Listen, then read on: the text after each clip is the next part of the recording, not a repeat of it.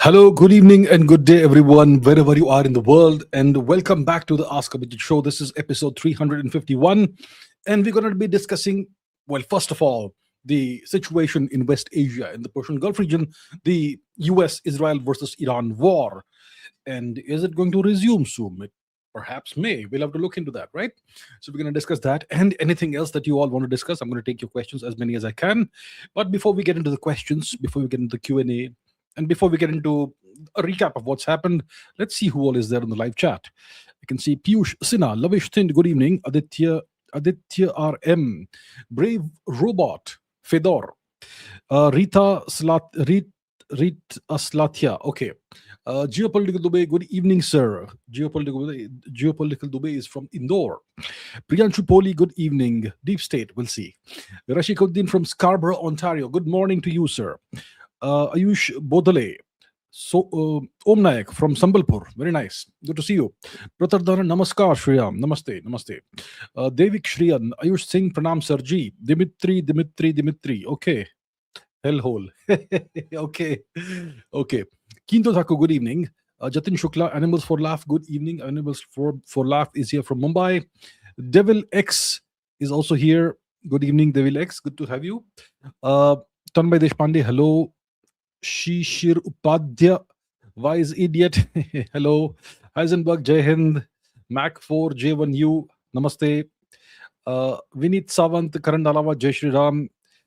Vench Acharya, James, England. James is here. James is back. Good to see you, James. Good to see you. We'll discuss the Iran war. Yes, we will. I'm good to see that there's an interest in what's happening in our region, in our neighborhood, all the way from England. Good to see you. Tanmay Deshpande, Dhruv Doria, Shri Hari Arjun, Shashank Kaushik, Anopologistics, Anathani, Heisenberg from Rajasthan. Hello, good evening. Good to see you again. Aryan Meena, M. Keshav, Hidden Hands from Brampton, Canada or California. I think it's Ontario, Canada. Good morning. User QB, etc. Hello. Humanity survives. I hope it does. Vikash PJ, Vench Acharya. Sharath Menon. Okay. Somya Padmanabha. Thank you, Somya Padmanabha. Thank you so much. Vikash PJ once again. Tanmay Deshpande. Krishna of the Surinamese Netherlands. Good evening. Good day to you, sir. Good day to you, and good to have you back. Good to see you. Abhishek Shukla once again. Mac 4 J1U, Sugant BVKS, Ram sir. Tommy Verchetti, good morning.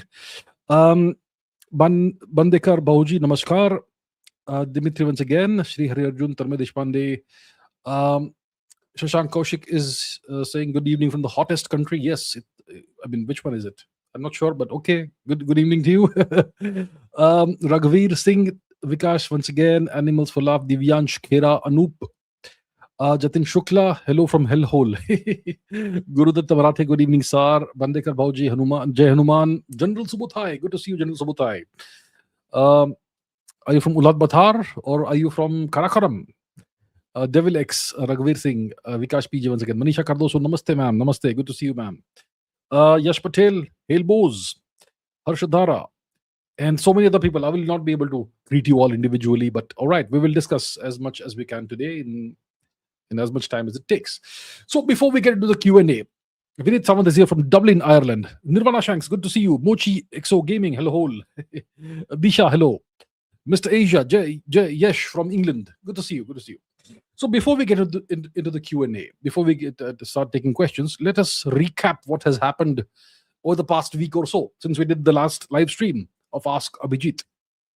A lot has happened, but thus far it looks like some kind of ceasefire is holding, right?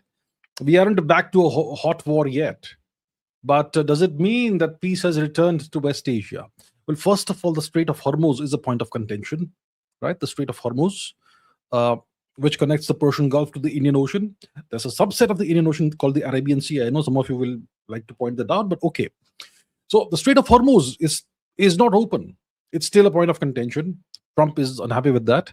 So why don't we go through Mr. Trump's, let's dive into Mr. Trump's world.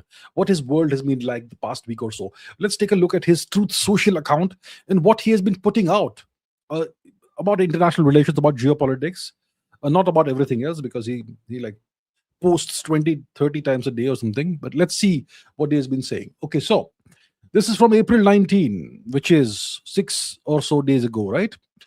Trump says Iran decided to fire bullets yesterday in the Strait of Hormuz. And this is about the Indian ships being targeted and some other ships as well. So, a total violation of our ceasefire agreement. Many of them were aimed at a French ship. Obviously, he will not care about Indian ships. He'll talk about French and European and Western ships. So, many of them were aimed at a French ship and a freighter from the United Kingdom. That wasn't nice, was it? My representatives are going to Islamabad, Pakistan. They'll be there tomorrow evening for negotiations. Iran recently announced they were closing the strait, which is strange because our blockade has already closed it. So, yeah, there's this competition for who gets to close it the most, right? They're helping us without knowing. They are the one that lose with the closed passage, $500 million a day. The US loses nothing. In fact, many ships are headed right now to the US, Texas, Louisiana, and Alaska to load up. Compliments of the IRGC, always wanting to be the tough guy. We're offering a very fair and reasonable deal. I hope they take it because if they don't, the US is going to knock out every single power plant and every single bridge in Iran. No more Mr. Nice Guy in capitals. They'll come down fast. They'll come down easy. If they don't take the deal, it will be my honor to do so, to do what has to be done, which should have been done to Iran by other presidents for the last 47 years. It's time for the Iran killing machine to end. That's what he said on April 19. What else do we have? April 20. Today, an Iranian flagged cargo ship named Tuska, nearly 900 feet long and weighing almost as much as an aircraft carrier, tried to get past our naval blockade, and it did not go well for them. The US Navy guided missile destroyer USS Prudence intercepted the Tuska in the Gulf of Oman and gave them fair warning to stop. The Iranian crew refused to listen, so our Navy ship stopped them right in their tracks by blowing a hole in the engine room. Right now, US Marines have custody of the vessel. The Tuska is under US Treasury sanctions because of their prior history of illegal activity. What illegal activity? Whatever the US decides is illegal, I suppose, because they write the rule book. Yeah. So illegal activity. We have full custody of the ship, and we are seeing what's on board. President Donald J. Trump. Okay, that's April 20. This also is April 20. Ruddy says Trump has already won the war with 9 victories. Well, that's outstanding. Yeah, is that so? Okay. Okay, so Trump has already won the war with 9 victories. Okay. What else? This is April 20 again. Israel never talked me into the war with Iran. The results of October 7th added to my lifelong opinion that Iran can never have a nuclear weapon did. I watch and read the fake news pundits and polls in total disbelief. 90% of what they say are lies and made up stories and so on and so forth. And the 2020 presidential election was rigged. He repeats that. Just like the results in Venezuela, which the media doesn't like talking about, the results in Iran will be amazing.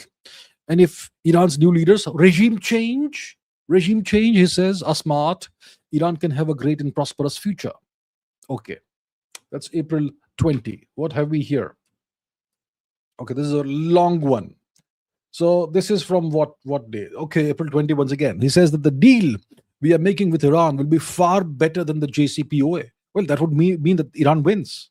Anyway, he says it will be far better than the Joint Comprehensive Plan of Action, commonly referred to as the Iran nuclear deal, penned by Barack Hussein Obama and sleepy Joe Biden.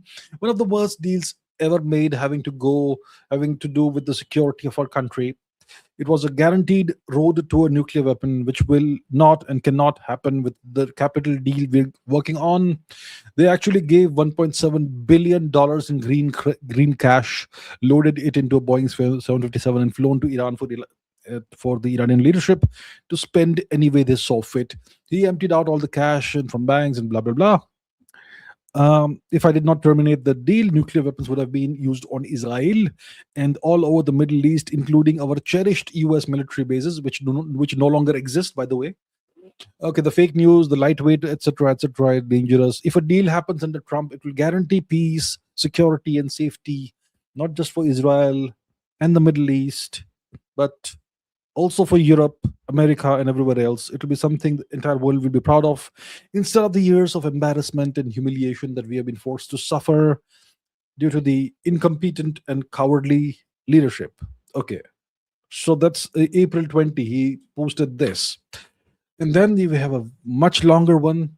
The Democrats, it's It's local politics. Yeah, I suppose the Democrats are doing everything possible to hurt the very strong position we are in with respect to Iran.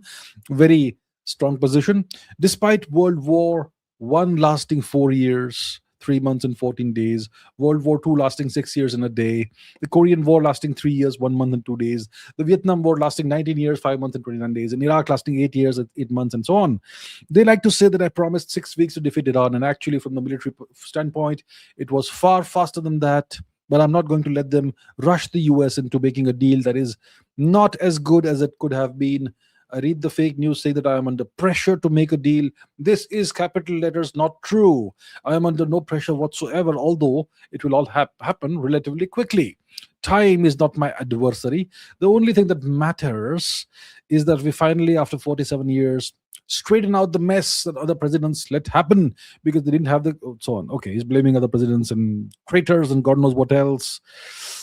Since I'm the one doing it, belittle the accomplishments of our military and the Trump administration. This was being perfectly executed on the scale of Venezuela, just a bigger, more complex operation. The result will be the same, and so on. Okay, so right now, here once again, this is April 20. He is winning the war, right? I'm winning a war by a lot. Things are going very well. Our military has been amazing. And if you read the fake news, like the failing New York Times, the absolutely horrendous and disgusting Wall Street, or the all now almost defunct, fortunately, Washington Post, you would actually think we are losing the war. The enemy is confused because they get the same media reports, and yet they realize their navy has been completely wiped out. Their air force has gone into darker runways. They have no anti-missile or anti-plane equipment. Their former leaders are mostly gone. This has been, in addition to and everything else, regime change, and perhaps most important of all, the blockade in capital letters, which we will not take off until there's a deal, is absolutely destroying Iran. They're losing $500 million a day, an unsustainable number, even in the short run, and so on. Okay, so yeah, that's April 20. He says he's winning, Iran is losing. What is this? The Iranian leadership has forced hundreds of ships towards the US, mostly Texas, Louisiana, and Alaska, to get their oil. Thank you very much. So he claims that it's working out great for the US, and maybe it is. Maybe it is. The situation that they have created, the Americans, it's gonna benefit them, obviously. Right, next, Operation Midnight Hammer. He says on April 21, Operation Midnight Hammer was a complete and total obliteration of the nuclear dust sites in Iran. Therefore, digging it out will be a long and difficult process. Fake news, CNN, other corrupt media networks and platforms fail to give our great aviators the credit they deserve, always trying to demean and belittle losers. Losers. Okay. What next? Iran has violated the ceasefire numerous times, April 21. Okay. What do we have here? Okay, statement of President DJT. Based on the fact that the government of Iran is seriously fractured, not unexpectedly so, and upon the request of the fantastic Field Marshal Asim Munir and Prime Minister Shehbaz Sharif of Pakistan, we have been asked to hold our attack on the country of Iran until such time as their leaders and representatives can come up with a unified proposal. I have therefore directed our military to continue the blockade and, in all other respects, remain ready and able, and will therefore extend the ceasefire until such time as their proposal is submitted and discussions are concluded one way or the other. So, April 22, he says he's extending the ceasefire on the request of the Pakistanis. Actually, the Pakistanis do what he says, so it's his request. Okay, next, what do we have next? This is April 22. Today, by the way, is April 25. So, April 22, Iran doesn't want the Strait of Hormuz closed. They want it open so they can make $500 million a day, which is therefore what they are losing if it is closed. They only say they want it closed because I have totally closed. I have it totally blockaded and closed. So they merely want to save face. People approached me 4 days ago saying, "Sir, Iran wants to open up the strait immediately. But if we do that, there can never be a deal with Iran unless we blow up the rest of the country, their leaders included." Okay, that's April 22nd. April 22nd, Iran is collapsing financially. They want the Strait of Hormuz opened immediately, starving for cash, losing $500 million a day. Military and police complaining that they are not getting paid. SOS. Okay, so Trump is playing psychological games here. Okay. Now, this is a post by somebody that Mark Tyson, that Donald Trump has posted. If there are two factions in Iran, one that's want a deal and one that doesn't, let's kill the ones who don't want a deal. So once again, more psyops on Iran, more psychological games being played on Iran. This is from April 23rd. I have ordered the US Navy to shoot and kill any boat, small boats though they may be. Their naval ships are all 159 of them at the bottom of the sea. That is putting mines in the waters of the Strait of Hormuz. There is to be no hesitation. Additionally, our minesweepers are clearing the strait right now. I am hereby ordering that activity to continue, but at a tripled up level. Thank you for your attention to this matter. Well, the fact is that I have not seen any evidence of any American ships in the Strait of Hormuz. They're staying very far away, right? But yeah, I mean, one can, of course, be economical with the truth. This is all obviously psychological games. Okay, next. April 23rd. Iran is having a very hard time figuring out who their leader is. They just don't know. The infighting is between the hardliners who have been losing badly on the battlefield and the moderates who are not very moderate at all, but gaining respect. All right. It's crazy. We have total control over the Strait of Hormuz. Okay. No ship can enter or leave without the approval of the US Navy. It's sealed up tight until such time as Iran is able to make a deal. Yeah. Okay. 23rd April. Then we have this tweet by, I don't know how credible it is, but these are apparently journalists. This is the New York Times journalist Farnaz Fasihi, and this is a CBS News senior White House reporter. So one has to be careful. This could all be propaganda, but let's see. So Farnaz Fasihi says a new era and new leadership, the generals who are running Iran. The killing of Ayatollah Ali Khamenei ushered in a new form of collective leadership in the country with more power for the Revolutionary Guards. And she has written a story in the New York Times, Farnaz Fasihi. So this lady, Jennifer Jacobs, says, and she quotes, I suppose, from the story. I can't read the New York Times because I haven't bothered to take a subscription. So yeah. So I'm glad that Jennifer Jacobs is quoting what's in there. Though Mr. Khamenei was gravely wounded, and she's referring to Mr. Mojtaba Khamenei, the new supreme leader. So though Mr. Khamenei was gravely wounded, he's mentally sharp and engaged, according to 4 senior Iranian officials familiar with his health. One leg was operated on 3 times, and he's awaiting a prosthetic. So one leg is destroyed by the Americans. Okay. He had surgery on one hand and is slowly regaining function. His face and lips have been burned severely, making it difficult for him to speak, the officials said. I think that eventually he will need plastic surgery. Okay, I don't know how credible this is or not, but okay, this is being put out by the American media, so maybe we should pay a bit of attention. Okay, what next? This is what? Okay, this is Donald Trump again. This is from April 24. The president of the US, Donald J. Trump, vice president of the US, J.D. Vance, secretary of state, Marco Rubio, ambassador to Israel, Mike Huckabee, and ambassador to Lebanon, Michel Issa, met today with high-ranking representatives of Israel and Lebanon in the Oval Office. The meeting went very well. The US is going to work with Lebanon to help it protect itself from Hezbollah. The ceasefire between Israel and Lebanon will be extended by 3 weeks. I look forward in the near future to hosting the Prime Minister of Israel, Bibi Netanyahu, and the President of Lebanon, Joseph Aoun. It was a great honor to be a participant at this very historic meeting. So the US is brokering peace. That's what Trump is saying. He's saying that I am a peacemaker, right? Okay. So looks like there could be some kind of ceasefire in Lebanon. Lebanon was under invasion and under attack from Israel. So maybe there is to be a ceasefire. And the president announces Israel-Lebanon ceasefire extended by 3 weeks. So the same thing is being reposted by him. Okay. This is interesting now.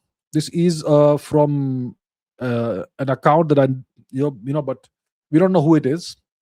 But there is footage that apparently shows Israel's Ben Gurion airport being filled up with American KC-46 and K-135 refueling aircrafts. So looks like are putting up a significant force posture in the region. The entire airport is being filled up with refueling aircrafts. So it's not like they are preparing for a ceasefire, they're preparing for all eventualities, including war.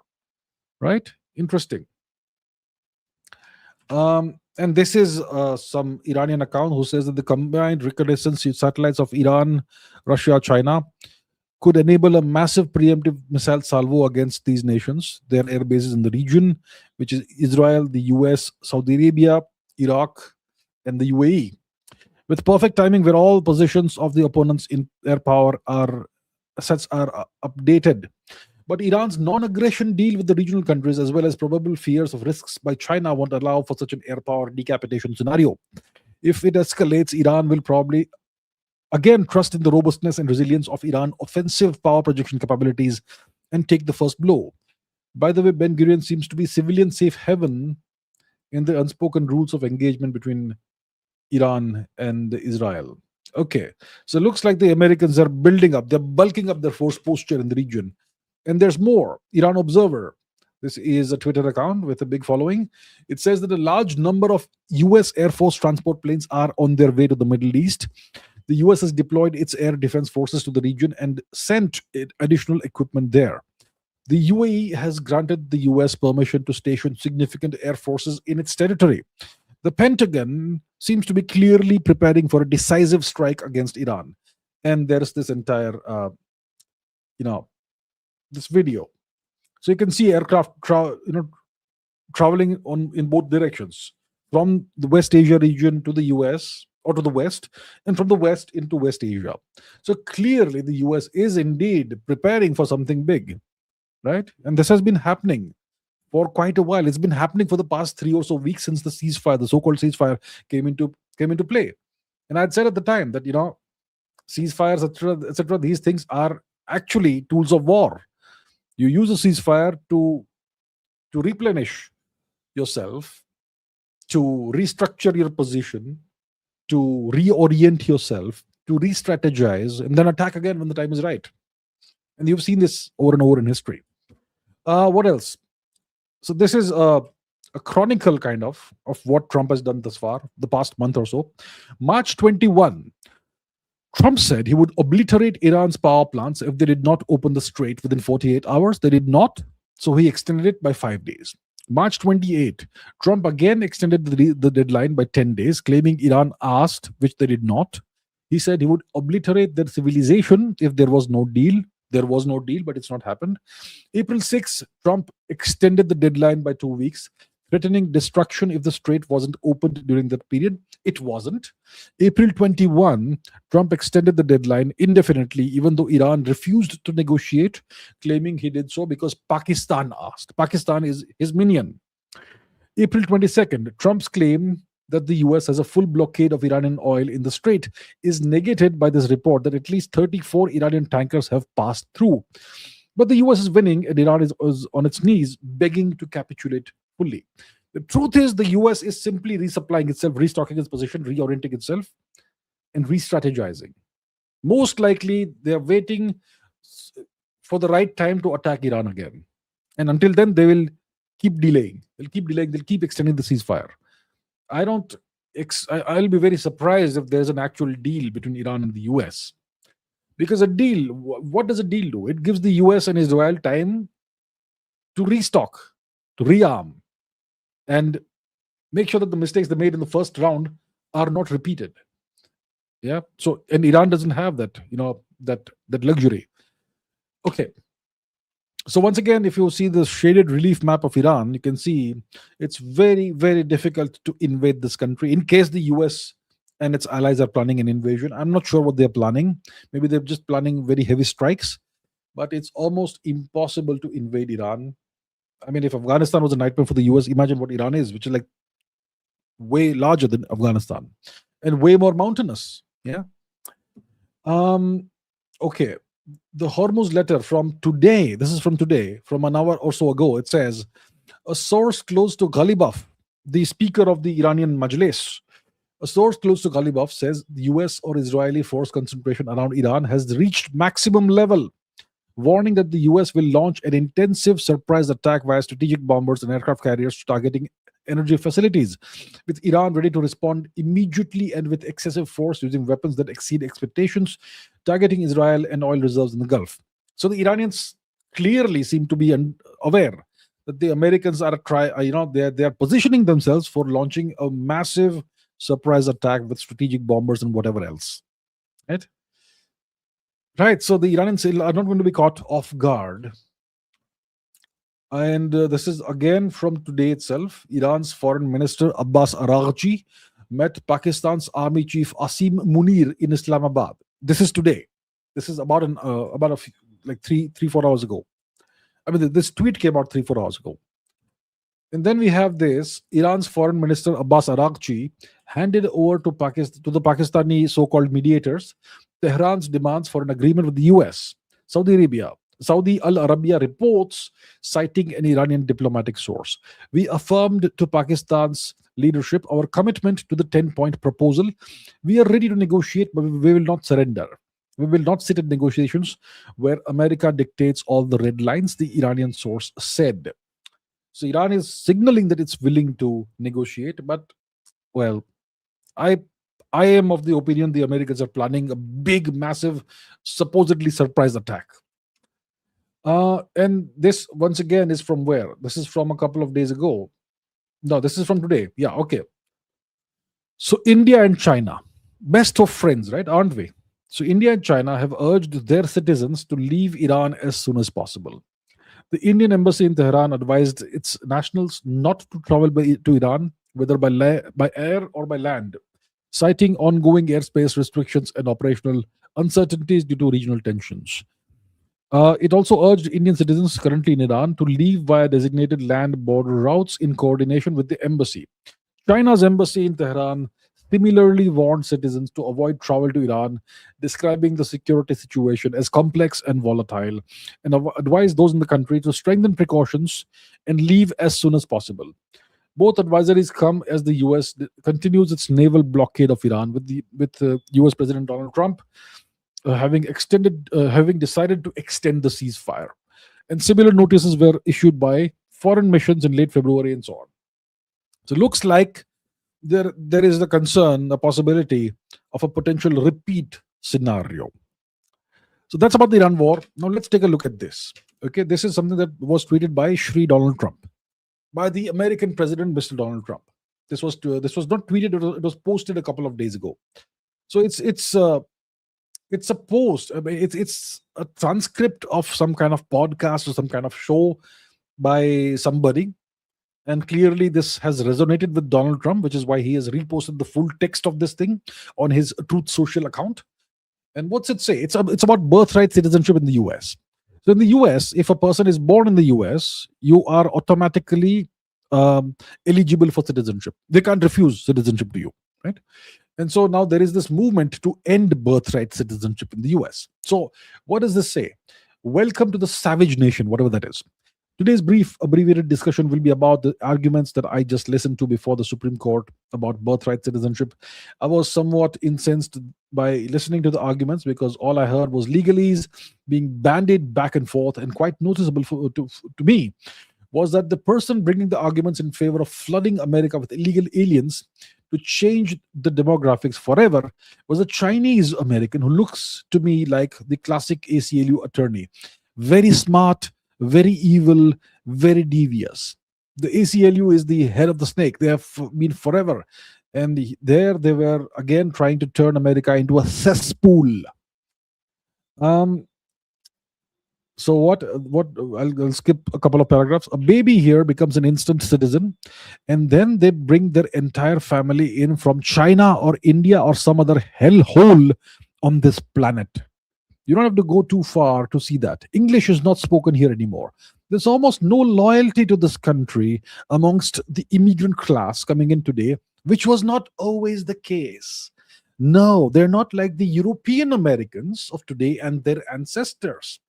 The Irish integrated, the Italians integrated, the Polish integrated, the Lithuanians, the Romanians, the Russians. All white people integrated and became Americans in the melting pot. The idea of the melting pot is long over. It's now a cash in the pot. So who did the Europeans integrate with? The Europeans who invaded and occupied America, who did they integrate with? They integrated with nobody. They came in, brought in their foreign culture to the Americas, exterminated the natives, destroyed their way of life, genocided them, and then imposed their own foreign, Western, European ways of life on the entire continent. What integration is it talking about? The United States is a nation that's founded on genocide, on ethnic cleansing. It's a fact. It is simply a fact. But now they want to keep America white. Yeah? Okay. So we have gone from the melting pot to the chamber pot, and so on and so forth. What else does it say? So India and China are hellholes. What else? What does it say? Birthright, citizenship, they've robbed us blind, and so on, so forth. So earlier, when I saw this going on and listened to the snake from the ACLU, Miss Wang, Attorney Wang, just speaks so eloquently. Supreme Court arguments are just legal tricksters. I wrote about fighting each other. Our nation is being overrun with Chinese coming here just to drop a baby on our shores and then bring in the entire family. How about some common sense in a bankrupt nation? ACLU Attorney Wang is pushing to destroy our national identity, to turn us into a colony of China. But it's not limited to China, it's also India. Hellhole countries, apparently. They're also abusing it. I used to be a great supporter of Indians in India until I opened my eyes up to what's going on here. White men need not apply to jobs in the state of California. Never mind in high tech. I don't care what your qualifications are. You're not getting a job at high tech in California. Your chances are nil. You have to be from India or China because almost all the internal mechanisms are set up to run by Indians and Chinese, right? So this is the kind of stuff that Trump is reposting. I have not read I'm not going to read out the entire thing, but this post goes after Indians and Chinese, calls India and China hellhole countries, and Trump has reposted this. This is what you call a dog whistle. It's something that only your followers, those who understand what you mean, they hear. By posting out such inflammatory, racist content, Trump is essentially indirectly encouraging people to go after Indians and Chinese, hellhole countries, and so on. So that's what Trump is doing. See, over here, okay. So in India, the US ambassador, Mr. Sergio Gore, says that the India-US relationship is no limits. It's win-win. It's a great relationship that is going to go on forward. It's going to be great. Well, that's all words. It's all rhetoric.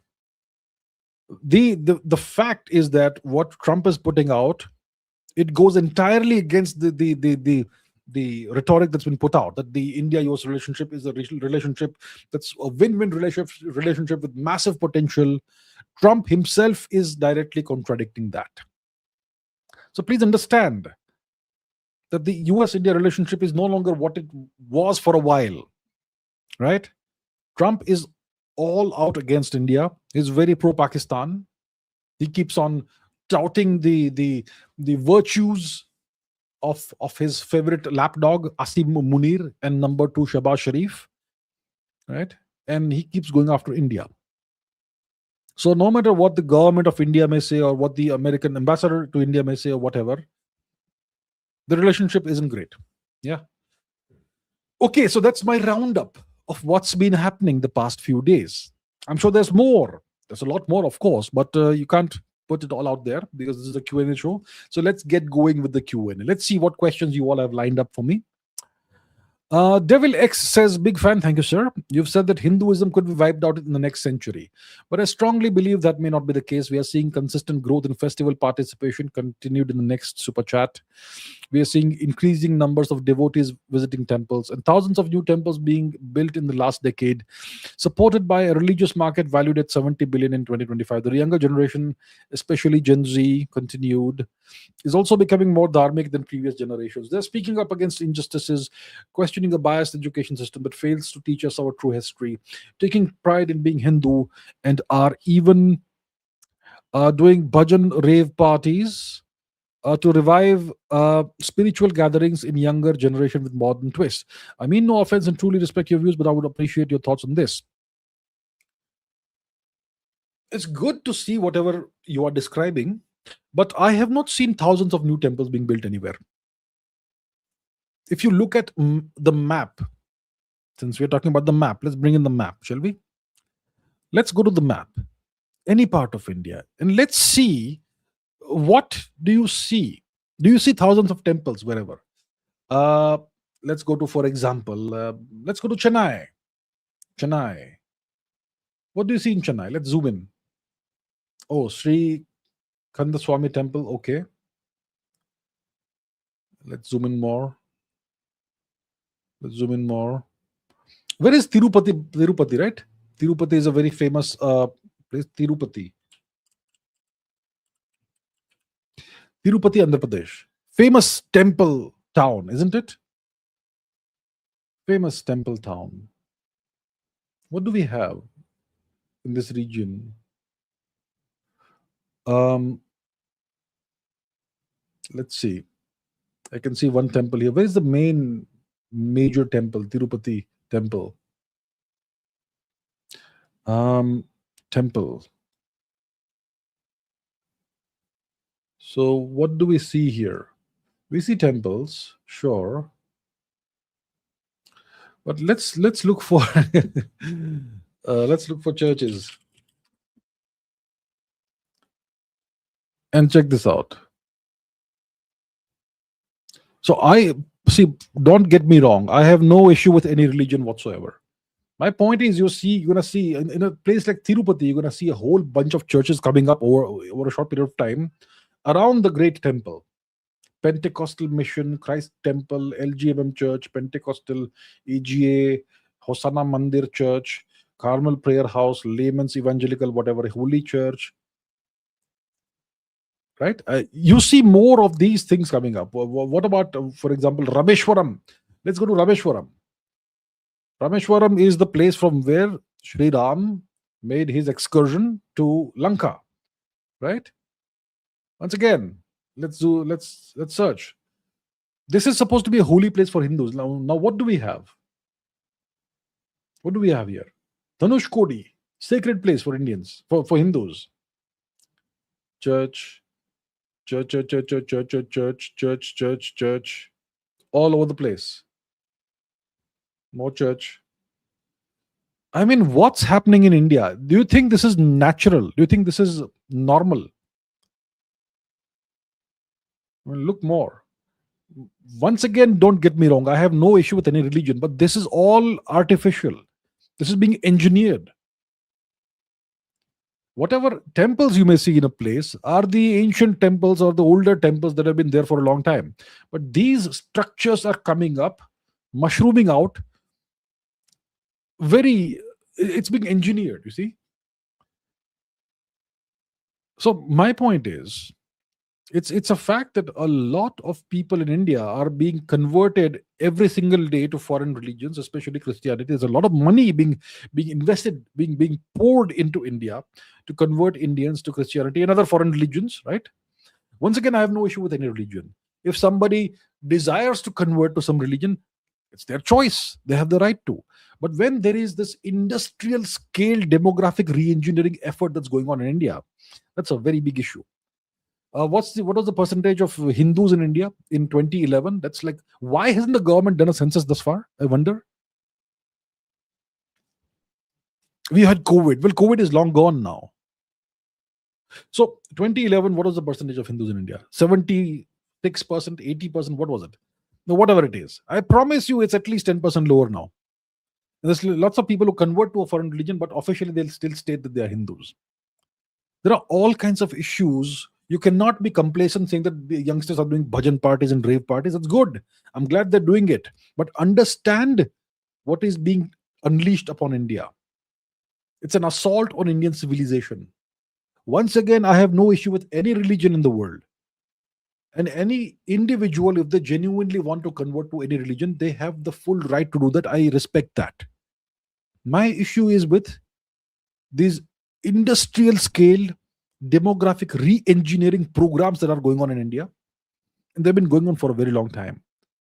The whole of our Far East has been essentially wiped out. The indigenous culture of the Far East, which you call the Northeast, almost gone. The last bastion is Manipur. Some Tripura is left, I suppose. Assam, you see what's happening. Manipur is a disaster zone right now. Right? Everywhere, your footprint is shrinking. See what's happening in Punjab. See what's happening in India's tribal regions. All right. So please, I would request you all, open your eyes. I'll be the happiest person if I'm proven wrong. But the way I see things going, who knows what's going to happen? Your descendants, I wonder if they'll be Hindus, right? That's what I'm concerned about. I'm not trying to offend you all by saying that Hinduism is dying. I'm trying to open your eyes. So I'm glad there are bhajan parties, rave parties, all that stuff. I don't see any new temples being built anywhere. Hardly any. You have way more structures of foreign religions being built in India at a much more rapid pace. There's no money for Hindu temples. And whatever Hindu temples exist, that money is stolen by the government of India. Hindus are second-class citizens in their own subcontinent. Your footprint has been shrinking the past 1,000 years. Now, even within the so-called, not the so-called, even within the Republic of India today, your footprint is shrinking every day. So let's not be complacent, right? So my point is, I understand you mean no offense, and I have not taken any offense, but please understand that this is a time of crisis, and you won't feel there's a crisis happening as long as you have your social circle and everything looks fine until one day things change. You see, so that's what I'm concerned about. I value my culture, my civilization. I don't want it to disappear, and there are efforts being made to make it disappear, to destroy it. And the government of India, which is supposed to look after India's interests, well, it's a secular nation, secular constitution, secular government, so they will not look into this. Let it happen.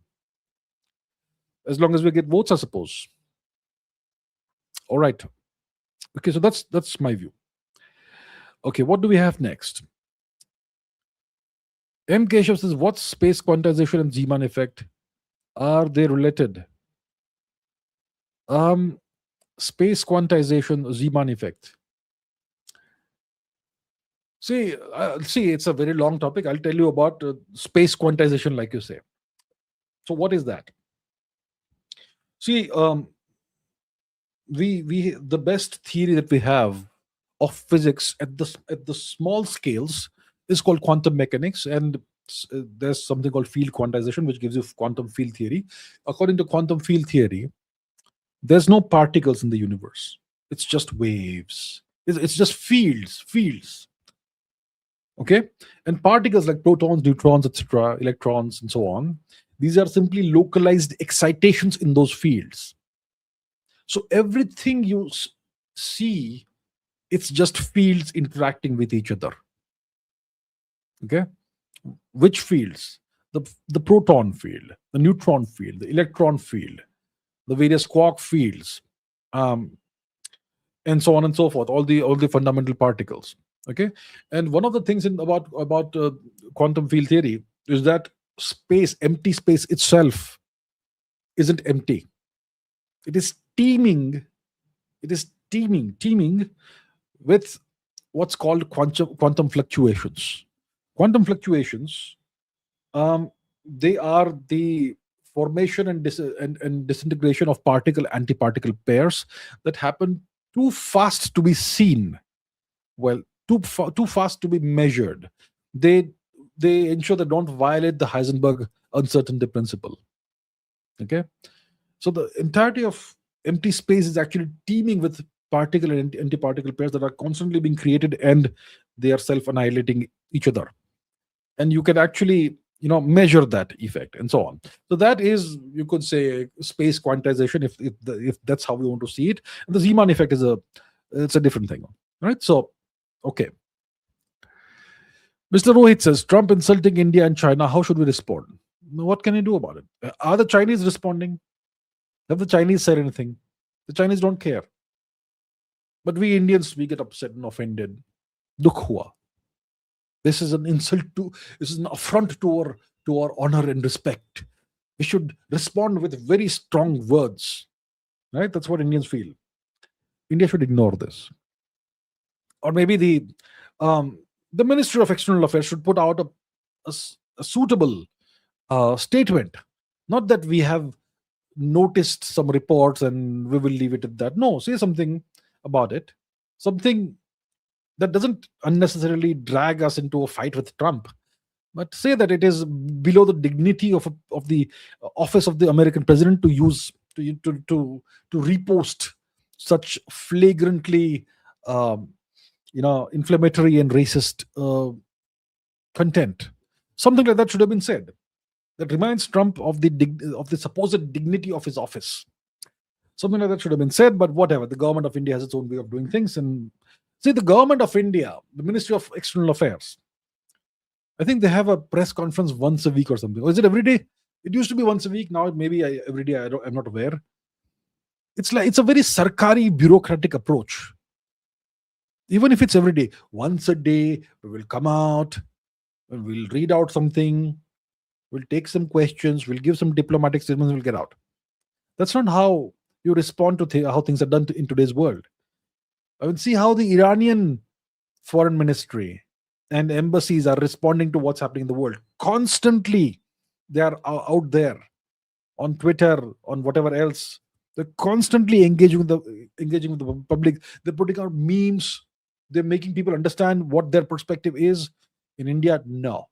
Once a day or once a week, we will have some representative of the spokesperson of the foreign ministry who will come, will speak some things and go back. That's it. Very antiquated, outdated, obsolete way of dealing with the world. But that's India. We don't change. Pratharadana says, Trump humiliating India, but still my dear friend. Well, you see, it's like this. There are certain diplomatic norms that you have to follow. As the Prime Minister of India, you're supposed to have some dignity and some decorum.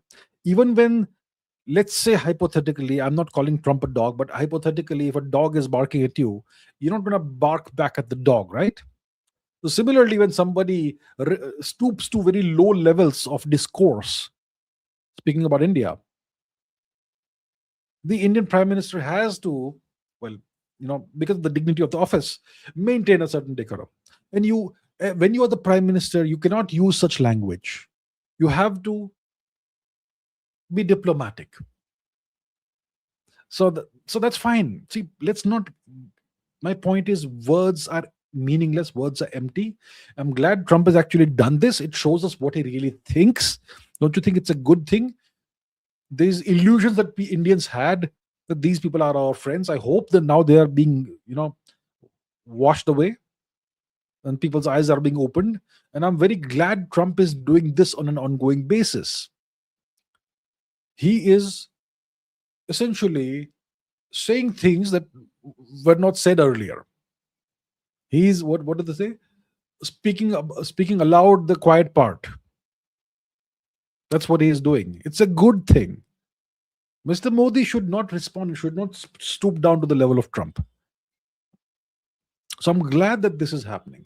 I'm glad that India can finally see what the Americans think about us. Because Trump is not an aberration. Trump is simply a symptom of what's inside in the US, what they've always been like. But he's saying the quiet part out loud. He does that all the time, which is great for us. Because we now get to understand what these people are actually about. I mean, I knew this. I've been speaking about this for a long time, but now people are realizing. I'm glad. And how does it humiliate India? It doesn't humiliate India. We are who we are. We are what we are. Whatever Trump says doesn't change anything, right? So it's fine. And Mr. Modi, it's okay. As the Prime Minister of India, he cannot stoop to such levels. He is gonna keep on, he'll maintain the decorum. You may call Mr. Trump his friend or dear friend or whatever. That's okay. Words are words. Words are disposable and throwaway items. Doesn't matter. M. Keshav says POK included in the delimitation bill. Just words. What do you think? I don't think much about POK right now. Look, it's just words. Of course, it's just words right now. We know very well that the POJK is currently under Pakistani occupation. And it's nice that we're putting out a bill and delimitation bill and we're including POK in that. It's good. But the fact of the matter is that the fact on the ground is that the Pakistanis occupy POK. And I don't see that changing soon in the short term. Maybe medium to long term, it may change. Eventually, it will change. But right now, it's only a symbolic gesture right now, us including POK in the delimitation bill. Prataradana says US base in Nepal confirmed. Tough times ahead. Well, the US seeks to encircle and contain India. And yeah, even I've heard some rumor about the US seeking a military base in Nepal. And if the US does that, does it mean tough times for us? Possibly it does. Possibly, yeah. It's more of a immediate encirclement for India. So I'm not sure if it's going to happen or not, but I'm hearing some chatter about this. So I'm not sure if it is confirmed, but it may possibly happen. And if it happens, there's nothing much we can do about this. See, I've been saying this for a long time. Indians are living under the illusion that India, because of its size, mass, heft, economy, all of that, because of that, India, people imagine in India that India is the most powerful nation in the Indian subcontinent, more powerful than Pakistan, Afghanistan, Nepal, Bhutan, Sri Lanka, Bangladesh, Burma, etc. That's what Indians imagine. The fact of the matter is that India is not the most powerful nation in the Indian subcontinent. The United States is the most powerful nation in the Indian subcontinent. You will say, how is that possible? The US is half a planet away. The US is also the most powerful nation in Europe, even though it's not in Europe physically. Okay? The US projects power. So even in the Indian subcontinent, India is number two. The US is number one. The US has two attack dogs now, at least two vassal states right now, East and West Pakistan. These are both American vassal states. And depending on how the Nepalese, the new government of Nepal, what the disposition is like, the US may also have Nepal as a vassal state. And, you know, you may soon see American base there, potentially. I'm not sure if it's going to happen. The US seeks to contain India, encircle India. The Chinese, excuse me, the Chinese had this string of pearls kind of approach, right? Of containing India in the maritime domain. The Americans can do it at land, on land. And that's possibly why the Americans are also interested in reacquiring the Chabahar port in Afghanistan. So yes, tough times ahead for sure for India. M. Keshav says, a debt trap vassal worked for US and not debt trap vassal worked for US and not China. Why? Better PR. Debt trap work for US. Which debt trap work for the US? Not China. I'm very sorry, I'm not able to understand what your question is. Better PR? Who's better PR? US better PR? Which debt trap? The Chinese are the ones who do debt traps, right? The Chinese do that. Yeah, I'm not sure. Yeah. Sorry about that. Prataradana says, in Punjab during festivals, we sing songs about local Muslim Rajput hero called Dullah Bhatti. Despite his religion, he fought Akbar and was killed. I see. I was not aware of this. Local Muslim Rajput hero. So if you convert to a foreign religion, do you remain a Rajput? So I'll tell you, to be a Rajput, you have to have a Kul Devi. Okay? You can't give up your Kuldevi. If you give up your Kuldevi, you're not a Rajput anymore. Okay, so that's how I see it. I may be completely wrong according to some other people. A lot of Pakistanis, they claim Rajput lineage. Well, you've given up your religion, your civilization, your Kuldevi. How are you Rajputs? Blood doesn't matter. DNA doesn't matter, my friends. It's culture that matters. It's civilization that matters. DNA wise, Pakistanis and us are the same, right? But culturally, they're totally alien to us now, the Pakistanis, despite having the same blood as us. So, anyhow, so you sing songs about a local Muslim Rajput hero called Dulla Bhatte, and despite being a Muslim, he fought Akbar and was killed. You see, at least for a while in the subcontinent, even the Indians who were converted, they still saw the Turks as foreigners. And they did not want to be under foreign occupation. One example, a good example, is Sher Shah Suri.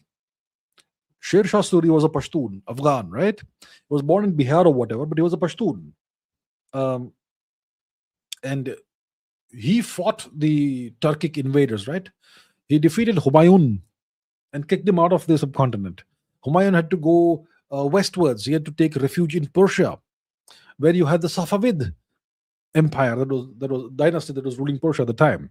The Persian king was Tahmasp, and Tahmasp, in exchange for offering Humayun refuge, he essentially required of Humayun that he convert to Shia Islam. So Sher Shah Suri was a native fighting the foreign Turks, right? Of course, as a native, he still oppressed his fellow natives. That is a different story. But he was a native who fought the foreign Turks. And Sher Shah Suri, he died in a gunpowder explosion. He was experimenting with something. He died stupid death. And his successor was Hemachandra Vikramaditya, the last Hindu emperor of Delhi, right? Whose army was almost entirely Pashtun.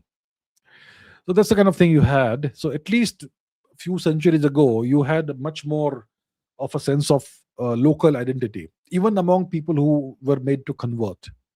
So I'm not surprised that Dulla Bhatti fought Akbar, and I suppose he was killed, and people still remember that. Yeah, you should remember your people. Absolutely nothing wrong with that. Suman Vikrant says, explain reloss from POV of Russia and Bharat as well, especially military station clause. Any detrimental to the US strategic interest in the Indian Ocean region? What is reloss? What is reloss? Is it some agreement we have signed with the Russians? So I don't know what reloss is. Let me Google it. I think it could be some new agreement India and Russia have signed. The 3,000 troops on both sides can be on each other's territory. Is that the one? Let me see. RELOS, India. Okay, let's see what this is. Reloss. The reciprocal exchange of logistics agreement between India and Russia, ratified in early 2026, allows both nations' militaries to access each other's bases, ports, and airfields for refueling, repairs, and supplies, enhancing strategic partnership, and is noted by Al Jazeera 5 warships, 10 aircraft, and 3,000 troops can be stationed in the other country. Blah, blah, blah, blah, blah, blah. Okay. Yeah, okay. So I think it's a great thing. It's a great thing. See, among all the nations in the world, we can trust the Russians the most, right? It's a very long-standing relationship and partnership that we have with Russia. It's, you could say, a strategic partnership. There is a significant amount of trust, right? I mean, since 1947, India and Russia have never done anything significant that in any way hurts the other nation's interests. There are obviously, like between any two nations in anywhere in the world, you're going to have some small irritants here and there, but overall it's a great relationship. So it makes sense for India and Russia to sign this reloss like agreement, which allows both nations to station up to 3,000 troops on each other's territories and a certain number of warships and a certain number of aircraft and so on. So it increases interoperability between the two countries, and they've deliberately kept the number small, 3,000, right? So as to not alarm anybody who, yeah. So I think overall it's good. I think it's great for India as well as Russia. Is it detrimental to the US strategic interest in the Indian Ocean region? It's not really detrimental to the American national interest unless there are like a few lakh Russian troops in India. That's a different story. 3,000 makes no difference. But it does make a difference in the sense that, this can be expanded and taken to a different level if required. And it also it's a signal to the US that India is not becoming an American vassal. We have our strategic options open, and we will get into agreements like this with the nation the US regards as an enemy. Well, the US regards everyone as their enemies, including China, including India, including Russia. But India is not going to be, cowed down or whatever. That's good overall. Rashikuddin says, can Iran secretly build nukes without US knowing? Yes, it can. Of course it can. Building a nuclear weapon, doesn't take a lot of expertise if you have the fissile material. How does a nuclear explosion happen? All you need is a certain quantity of fissile material in one place. If it exceeds the critical threshold, it automatically undergoes a chain reaction.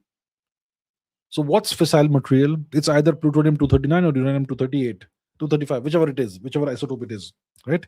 So there are like three, four isotopes of uranium, and this one that's the naughty one, I think whichever it is, 238 is it, or 235? One of these is the isotope that is the one that you need in nuclear weapons, and the other one is plutonium. So all you need for a nuclear explosion is enough fissile material to sustain a runaway chain reaction. That's it. Of course, you need a certain amount, you need certain shapes and all that. That's where the engineering part comes in, so that the reaction doesn't fizzle out. But overall, it's not that complicated. So if you have, let's say, an underground facility where you have stored maybe, let's say, 100 kilos or 1,000 kilos, whatever, 500 kilos of, let's say, plutonium or the right isotope of uranium. Obviously, you will not keep it together; it blows up. You keep it separate. So all you need is a decent engineering team. Iran has excellent engineers, by the way. Okay, and you can assemble your own nuclear weapon with simple designs to start off with, the gun type design or the two hemispheres or whatever it is, and you can have your own nuclear weapon. Iran can certainly, to answer your question in brief now, it certainly can build nukes without the Americans knowing. Okay. Right Angle says the US is building a military base in Nepal, end of independence. So the second time I'm hearing this. Let me see. Is the US building a military base in Nepal? Let's find out. No, the US. Okay, so this is Google's AI. So it's saying that no, the US is not building a military base in Nepal, while there has been public debate, political speculation, and controversy surrounding potential security partnerships like the State Partnership Program. The Nepal army has explicitly denied entering into any agreement to host US military bases. Official denial from the Nepal army. And reports suggest that the US is engaged in military partnership discussions through the State Partnership Program, which generated controversy over concerns of impacting Nepal's relations with neighbor countries. Both India and China will not be pleased about this, of course, if this happens. So the US supports the Nepal army with non-lethal equipment such as trading and aircraft, aim at strengthening defense partnerships rather than building permanent bases and so on. So where does this rumor come from? If it's a rumor, who is the originator of this? Mr. Rajiv Malhotra. I don't know, maybe it's true, I don't know. Mr. Rajiv Malhotra knows things typically. So Mr. Rajiv Malhotra says, he said this yesterday, Nepal. The US is building a military base in Nepal, initially non-combatant. Also rumored that the US wants Dalai Lama's reincarnation to be in Nepal. Why this importance to Nepal? To counter both India and China. Also similar interest in Bangladesh, which Pakistan's Munir has promised to arrange India's loss of Bangladesh and Nepal are very serious, but nobody concerned. Ask for discussion and you get attacked personally. So better to stay quiet and feel good. So Mr. Rajiv Malhotra is very concerned, and he seems to have some knowledge, some information that we don't have. Maybe he does. Okay, I'm not absolutely not mocking him. Maybe he has some information that we are not aware of. So okay, we'll see. We'll have to look into this. We'll have to wait and watch. We'll have to keep an eye on this. Right now, I personally have no confirmation that this is going on, that some kind of military base is being constructed, but Mr. Malhotra seems to know about this. So I will obviously take him seriously, and I'll keep an eye on this matter. Right now, I don't know, but I'll keep an eye on this. Okay. Okay. Pyari Priya says, big fan and always crushing on you, AC. Please don't. Please don't. And lots of love from the Vasal, Australia. Thank you very much, ma'am. Thank you very much. Indeed. Um, yeah, thank you. Thank you so much. Thank you. Prataradana says, owner of racist New York Times are our Jewish friends. I'm sure a lot of these media organizations in the US are owned by people who are of Jewish ethnicity. The Jewish people in the US are a very close knit community, and they are very successful. And many of them are very, very rich, right? The Jewish people are the most successful minority in the US. People like to talk about the Indians, that the Indians are the most educated and the highest earning ethnic group in the US. In those comparisons, you will never see Jewish Americans being mentioned. I am 100% certain that the Jewish Americans, I'm not sure if they're more educated than Indians, but they certainly earn way more than Indians. Almost a guarantee. And in the US, the Jewish people still have very strong ties with their home country, the mother country, the fatherland, like they say, which is Israel. And the US allows dual citizenship. So many Jewish people have dual citizenship, both Israel and the US. And yeah, the New York Times, is it racist? I suppose it is. Yeah, it is, right? Yeah, we've seen various offensive cartoons and whatnot in the New York Times. Yeah, so it is what it is. I'm not sure if it is owned by Jewish people. I'm not gonna go and search that, but if you're saying so, I'm sure it must be true. Let's find out. Okay, shall we? Let's find out. Who owns the New York Times? The New York Times company is a majority owned by the Ox Sulzberger family through elevated shares in the company's dual class stock structure, etc. It is owned by Ox Sulzberger family. Okay, I'm not sure who they are, but Berger could be Jewish, possibly. Maybe. Yeah. Okay. Rohit says, view on US Pakistan relations. Will it affect India in the future? It has affected India in the past. The US and Pakistan have a very robust relationship. It's that of a master and a servant, it's that of the overlord and the vassal. Pakistan is the US's attack dog against India. Pakistan provides all kinds of services to the US. For example, right now they're acting as mediators between the US and Iran. Even though, see, typically mediators have got to be a neutral party, but Pakistan is by no means neutral. It is completely owned by the US, right? So there is that. Now, US Pakistan relations, will it affect India in the future? It's affected India in the past. The US has been funding and financing Pakistan since the very early 1980s. What is it? What has the US been funding and financing? The Pakistani military, the Pakistani ISI. Essentially, the US has been funding and financing Pakistani terrorism against India. The US gets to keep its hands clean, and the Pakistanis do the dirty work. Their foreign minister, ex-foreign minister Khwaja Asif, or whatever his name was, he spoke about this on several occasions. He came on that Afghan ladies show. She comes on some British channel, right? English channel. Um, and he said that Pakistan did dirty work for the Americans for decades. And he also said somewhere that the US used us like toilet paper and discarded us, that sort of thing. So the US has funded and financed Pakistani terrorism against India for decades. The Punjab terrorism, the Kashmir disaster, all of that was funded and financed by the US, right? What's happening in Myanmar right now? They're also there's a similar angle behind that. So the Pakistan US relations are great, fantastic for the Pakistanis. Well, for the Pakistani generals. It doesn't benefit the Pakistani people at all. But Pakistan is a great asset, a great tool, great vassal for the US to have, right? It sits in a very convenient location. It serves to cut India's access off from Central Asia. It's great for keeping India off balance.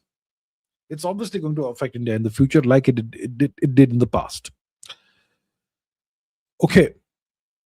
Awesome Arnav says, please check out the latest changes on check-in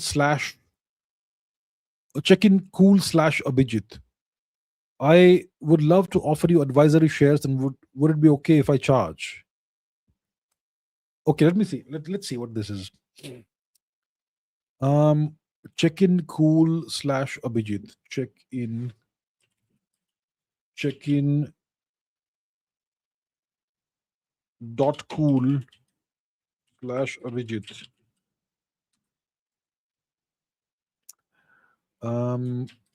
Let's just put the URL in there. Okay, let's go there. Waiting for it to open. Let's go to the site. Why not? So what happens?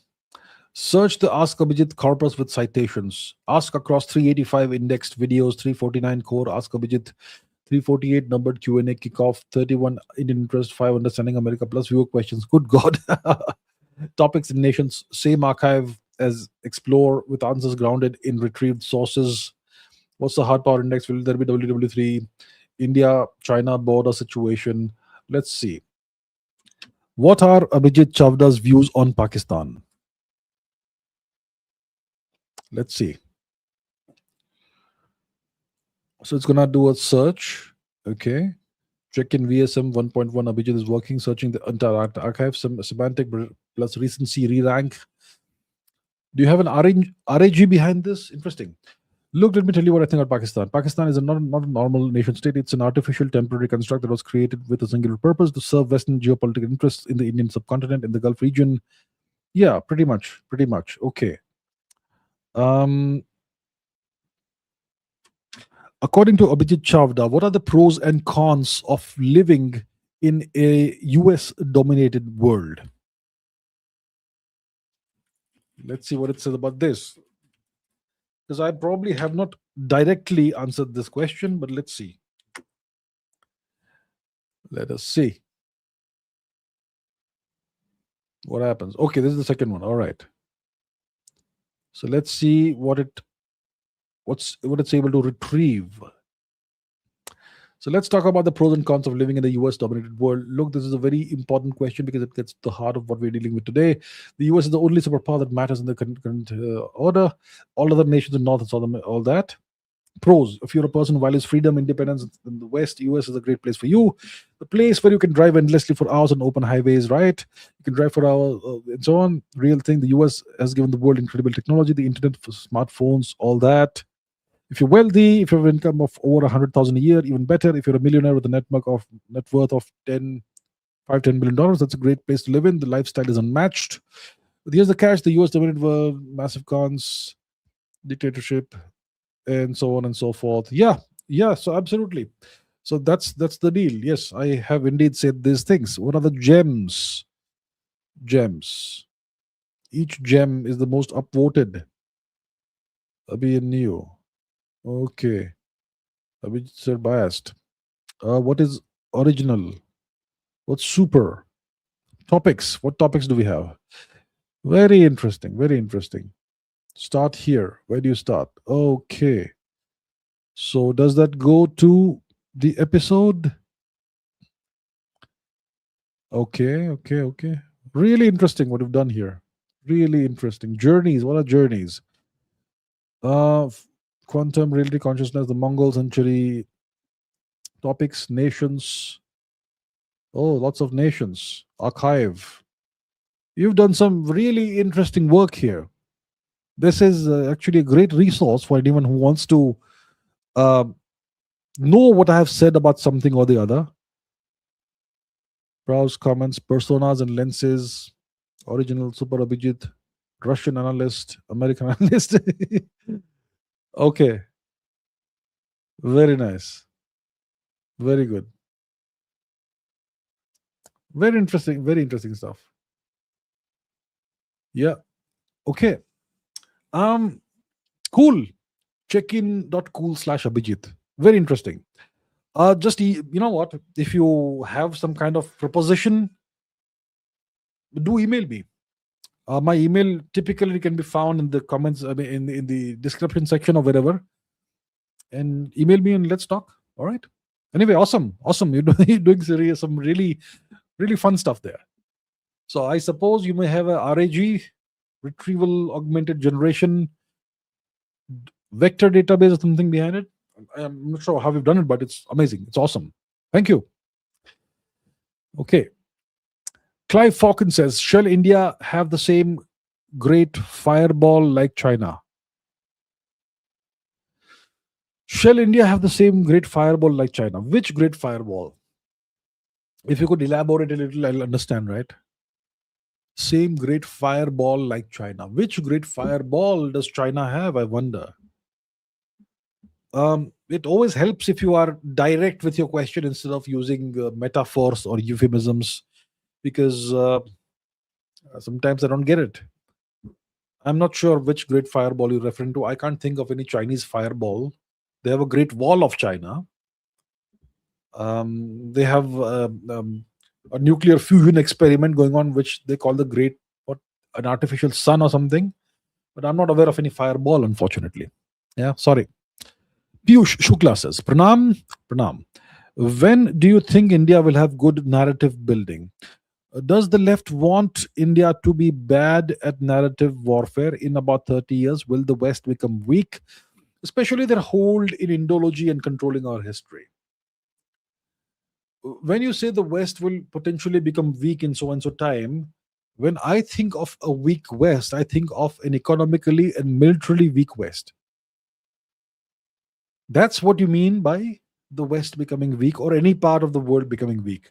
It means weakness in hard power, economic and military power, hold in Indology and controlling our history. Today, the West no longer controls our history. It is Indians who control our history. And the Indians are mentally brainwashed or whatever, or they are just, you know, what they are, right? They distort our history. You have the academic system which is filled with these people who distort our history, right? All our textbooks are filled with distortion. So it's the Indians, the Indian academics, who are responsible for this today. You can no longer blame the West for it. You can't even anymore blame Jawaharlal Nehru for anything today anymore. Okay, it's been too long.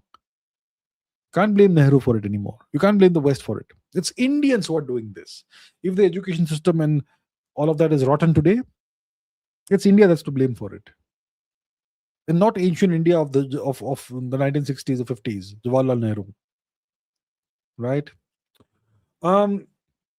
So in 30 years, will the West become weak? Well, Europe is weakening for sure. Europe is not progressing; it's going backwards. Unless it's able to turn things around, Europe is gonna get weaker the next 10, 20, 30 years. Europe is being deindustrialized by the US, and the people who rule Europe don't really even represent their people. So if things continue the way they are going, Europe will be much weaker 30 years down the line. But the US may still be very strong, right? The US, yeah, sure, they have encountered a massive setback in West Asia. They have been militarily defeated by Iran thus far. But overall, they still project power across the world, and they're still the most powerful entity in the world. So I'm not sure if they will decline in the next 30 years. Maybe they will, maybe they won't. Uh, Good narrative building. Well, we can have good narrative building tomorrow morning if the government decides to change things, right?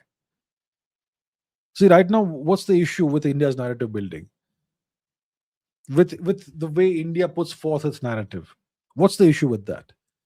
So when it comes to, let's say, international relations, geopolitics, what's happening in Iran, or what's happening in Ukraine, what's happening wherever else,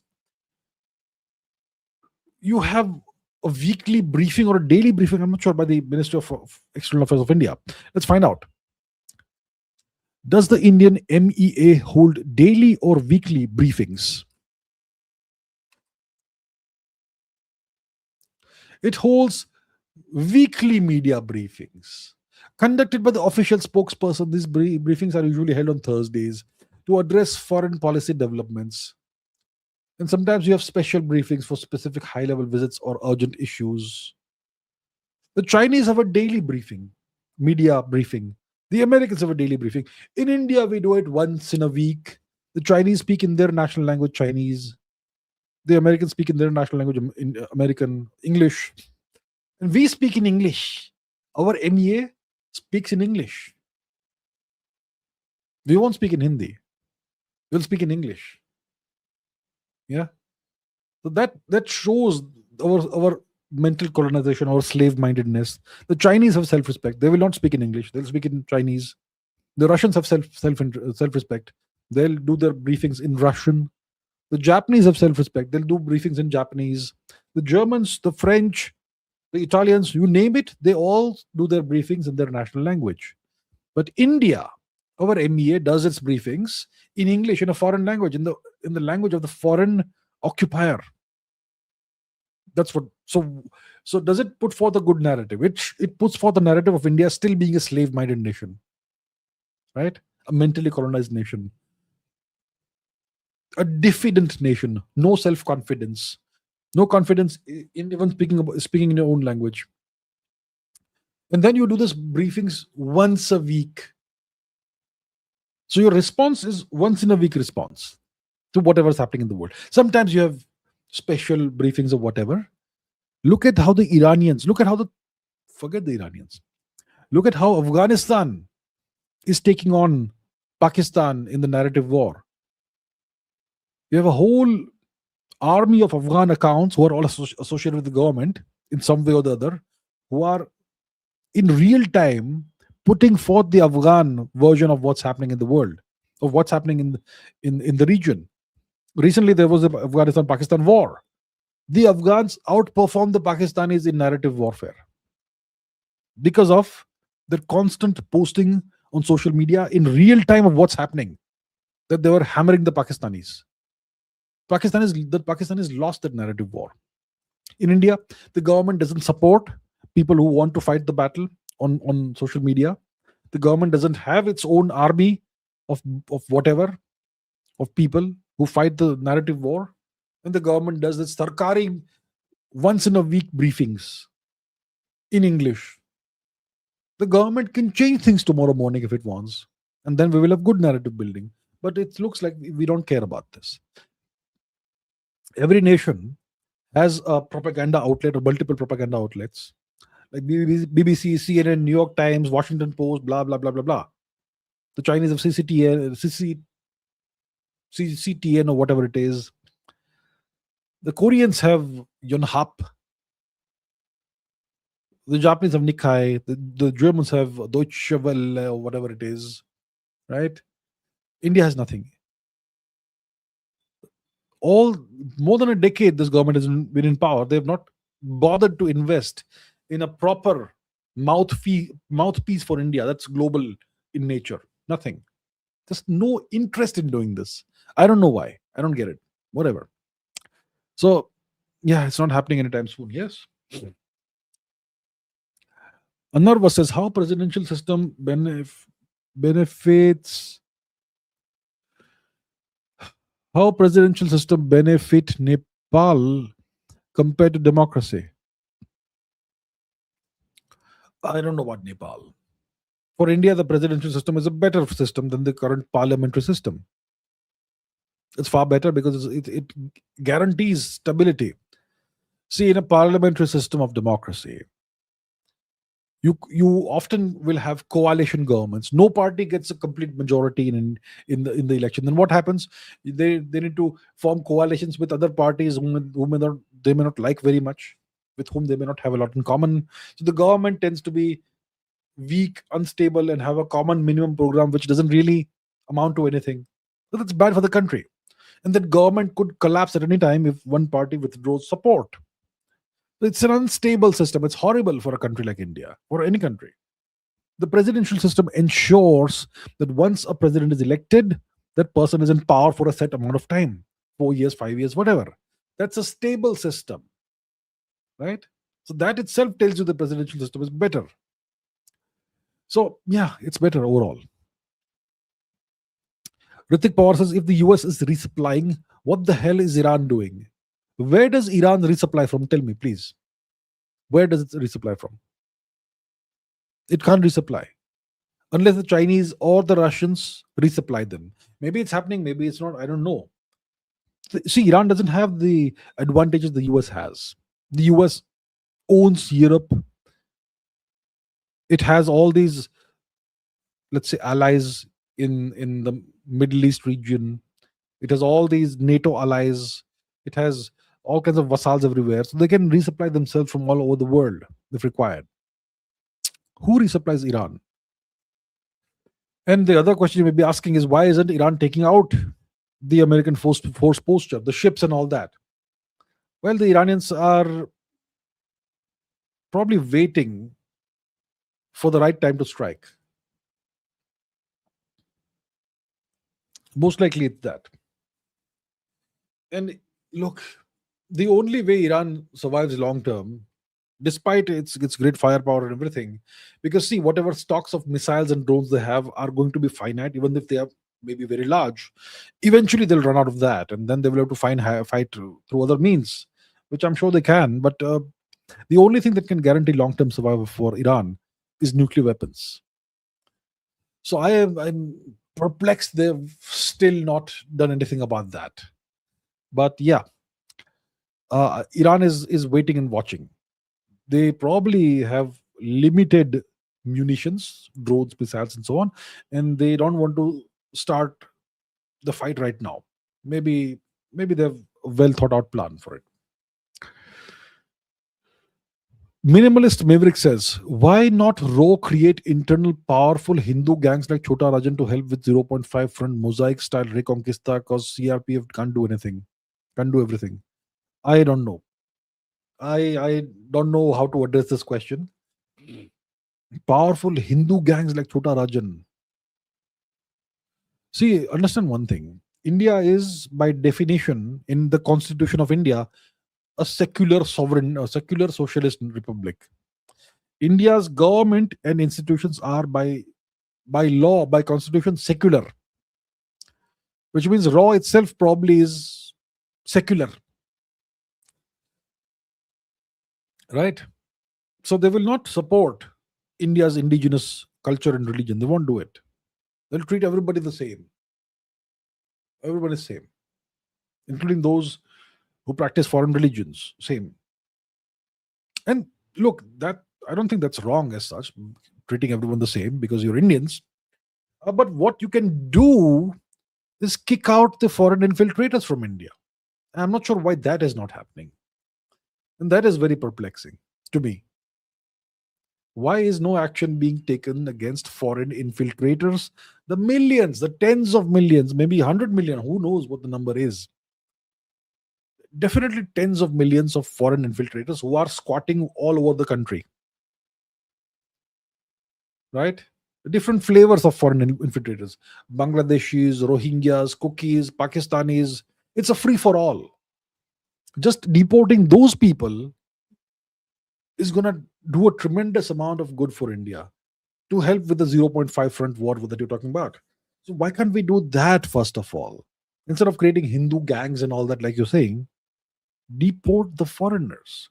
When the Operation Sindoor war happened, the government suddenly identified tens of thousands of Pakistanis who had been living in India for decades. It means the government knew they were living here, but they allowed them to live in India. So I don't get what India's government is up to. India India has this policy of self deterrence. We deter ourselves. Everything is half hearted. I don't get it, really. Okay, 24 Bharat says, good to see you.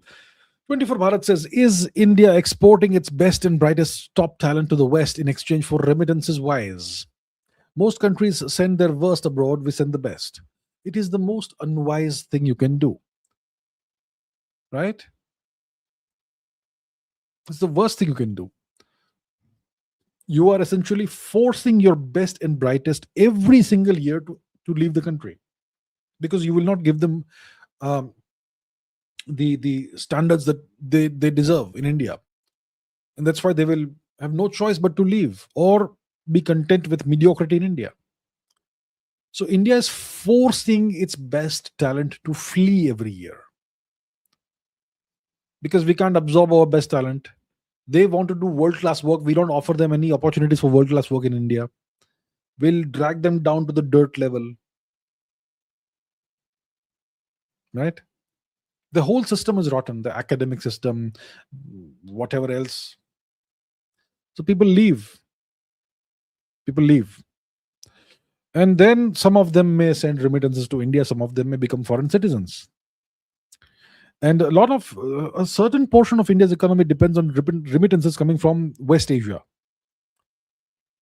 In some states, like I don't know, potentially Kerala, a significant amount of revenue comes from these remittances from other countries. So it's not wise. It's terrible. It's stupid. It's stupid.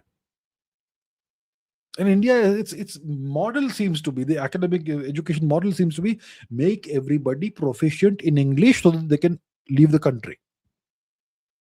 I think that's the model we have in India. And some people are very proud of it. Some people, I'll not name them, are very proud of this thing. So that's the thing. I think it's not wise. It is terrible. It's terrible. You spending taxpayer money not subsidizing, funding the education of people who will then leave the country forever. And you're forcing them to leave the country forever. It's terrible. That's one of the central issues that I talk about when I speak about the Indian education system. The Indian education system is one of the worst in the world. Right? And there's no initiative being taken to even recognize the fact that it's a horrible education system.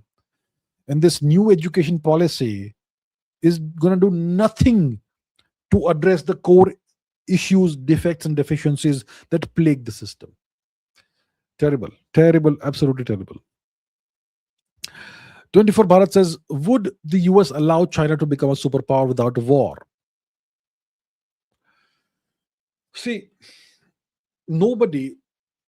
if you're a superpower, you don't want any other superpower. You want to be the sole superpower in the world. You want to control the entire world. So if some nation threatens to start reaching their position, you will do your best to prevent that nation from reaching parity with you. Right? But can you? So there are different ways of doing it. There are economic methods. There is economic warfare. There is sanctions you can impose. You can cut off trade routes. You can cut off energy. All those things you are seeing in action right now. So that's the geo-economic component of warfare, the dimension of warfare that you can unleash on the nation. You can deny them technology. You can deny them semiconductors. You can deny them chips. You can do all kinds of things, and then they will deny you something like raw earth minerals or whatever, rare earth minerals, and so on, right? But is the US in a position where it can fight a war with China? See, when it comes to the nuclear deterrent, the US has a far larger nuclear arsenal than China. But that's not something you use in war. That's a deterrent. Conventionally, how good is the US compared to China? I think overwhelmingly much more powerful than China, even if you neglect the nuclear factor. But the US is also on paper overwhelmingly more powerful than Iran, and yet they have been defeated by Iran. They've been handed a strategic defeat by Iran because Quantity has a quality of its own. Now, China has the ability to produce drones and missiles at a much vaster scale than Iran. And the US has only one way of fighting: brute force. That won't work against China. So I don't think the US can even afford a war against China right now. I know that the Chinese military isn't battle tested. The last war they fought was in 1979, which they lost against Vietnam. And we know that China's weapons aren't also battle tested, but you can't take China lightly.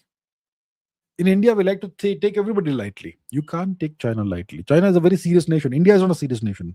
China is a serious nation.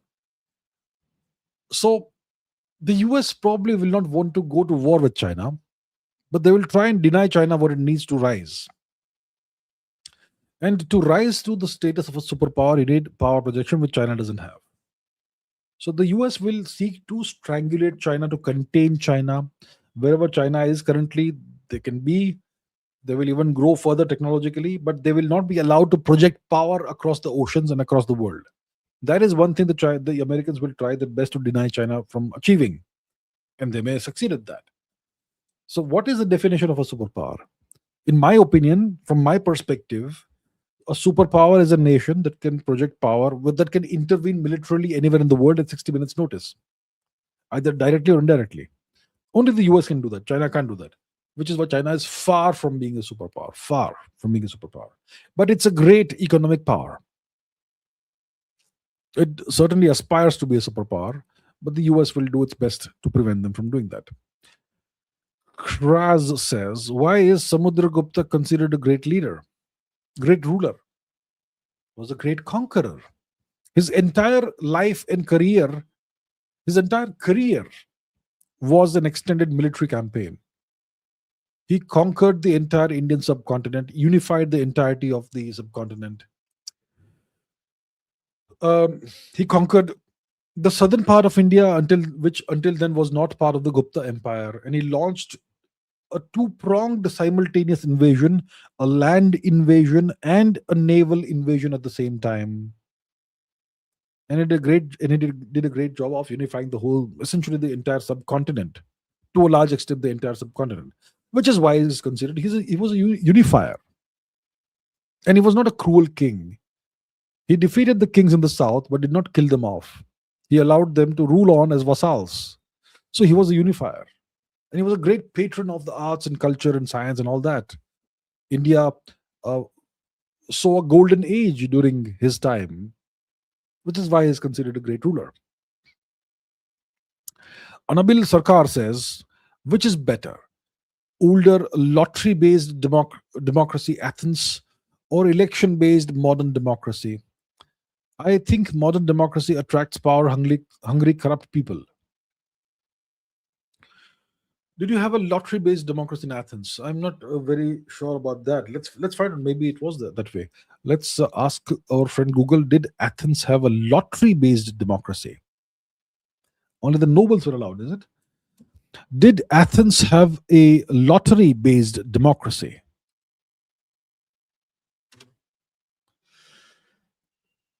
Okay, you had a lottery-based system known as sortition as the primary method for selecting citizens for government positions, making it a cornerstone of the radical democracy.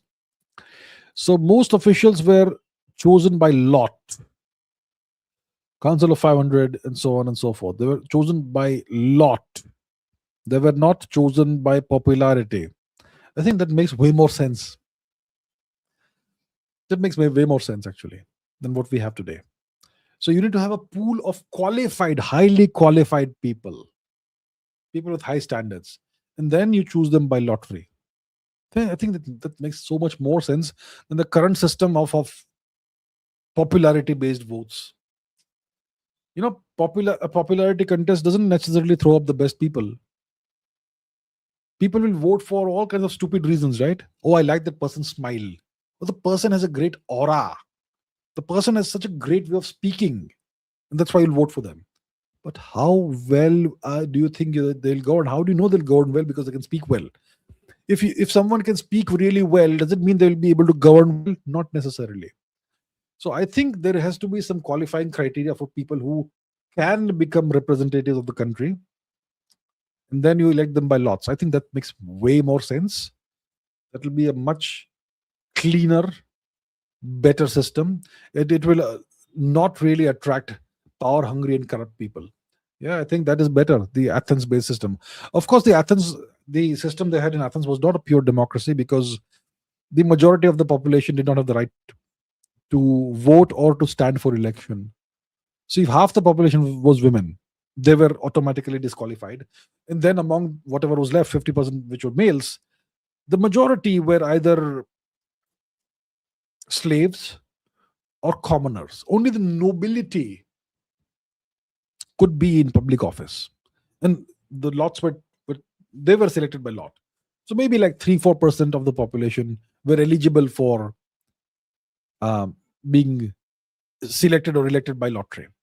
That's not a real democracy, but maybe that's how it was supposed to be. That's the only way, perhaps, the Athenians thought that we will have high quality administrators. I don't know. Maybe that's what they thought, or how it was. But in modern democracy, you need to have everybody should have the right to stand for election and also vote. So probably the old lottery-based system probably was better. Yeah. 24 Bharat says, Trump correct. Modern migrants are foreign nationalists. Jews are Israel first, not aligned with US national interest, just like Indian infiltrators anti-national.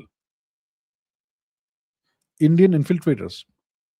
Or you mean infiltrators who infiltrate into India? The Bangladeshis, Rohingyas, Cookies, Pakistanis, God knows what else people who infiltrate into India illegally, they have no uh, allegiance to India. Yeah, most of them are going to be anti-national. You're right, but when it comes to legal migrants, it's a different story. Legal migrants typically go through the legal process and do it right, and those people have a much higher chance of being aligned with the interests of their host nation than the new citizenship they've taken. Those who enter legally and go through the process legally, they have a much higher likelihood of being aligned with the national interest of the US. Right? Jews may be Israel first, but Jews are a special people. So maybe you don't talk about the Jews then. But Indians typically in the US are typically aligned with the US. You will never see Indian Americans being aligned with India's interests the way the Jews are aligned with Israel's interests. I have not seen that. I have never seen that. I can't think of a single Indian American, at least in power, in office, who in any way aligns with India's national interest. You see plenty of them aligning against India's interests, right? So at least when it comes to Indians, it's not the case. When it comes to other nationalities, it may be different. That depends on the nationality and so on and so forth, various things. But the fact is, the United States is a nation of immigrants, and that itself is a lie. It's a nation of occupiers, not immigrants, of occupiers. They stole the land from the natives. And when you are a nation founded on genocide and then slavery, you have no right to complain about migrants. So that's my view. Shivansh says, I have seen some folks do Shanti Puja for the US and Israel so they win. I just can't with these people, LMAO. Okay. India is a very diverse nation. We have a very diverse population and people with very diverse views. And that includes people who will do puja for the US and Israel because they imagine that the Israelis and the US, that the US and Israel are our friends. I'm not saying they're necessarily our enemies, but the only nation you should do puja for is your own nation, right? So, see, I don't blame Indians for having these delusional views. It is simply a consequence of the kind of education system we have, which teaches us nothing about the world. That's why Indians imagine that so and so country is my friend. Best friends, full supports are. Rohit says politicians who talk about immigration problem end up deporting less immigrants. than before if you compare data. Why so? AI was used to collect data. I don't know why so. You have to ask the government of India. I can't answer that question. Even I have the same question, right? Politicians, like you say, who talked about immigration and talked against immigration, spoke against immigration, they've ended up deporting less immigrants than before. Why is it so? I have no answer to that question. You have to ask the government of India why it is so. Right. Amisha Mishra, good evening. Good evening, ma'am. Amisha says biographies written in King's Court can be trusted. While you can't trust them entirely, but they can be trusted to a certain extent. See, there are things that other reports and other see, let's say you have a biography written about a king by a court historian. What? Darbari historian. Well, that biography is guaranteed to be full of praise for the king. Of course, it's going to be like that, right? But overall, if you look at it chronologically, the major events are going to be correct. But the interpretations are going to be, ingratiating towards the king. So the major events you can't lie about, even if you are a Darbari historian or biographer. Major events have to be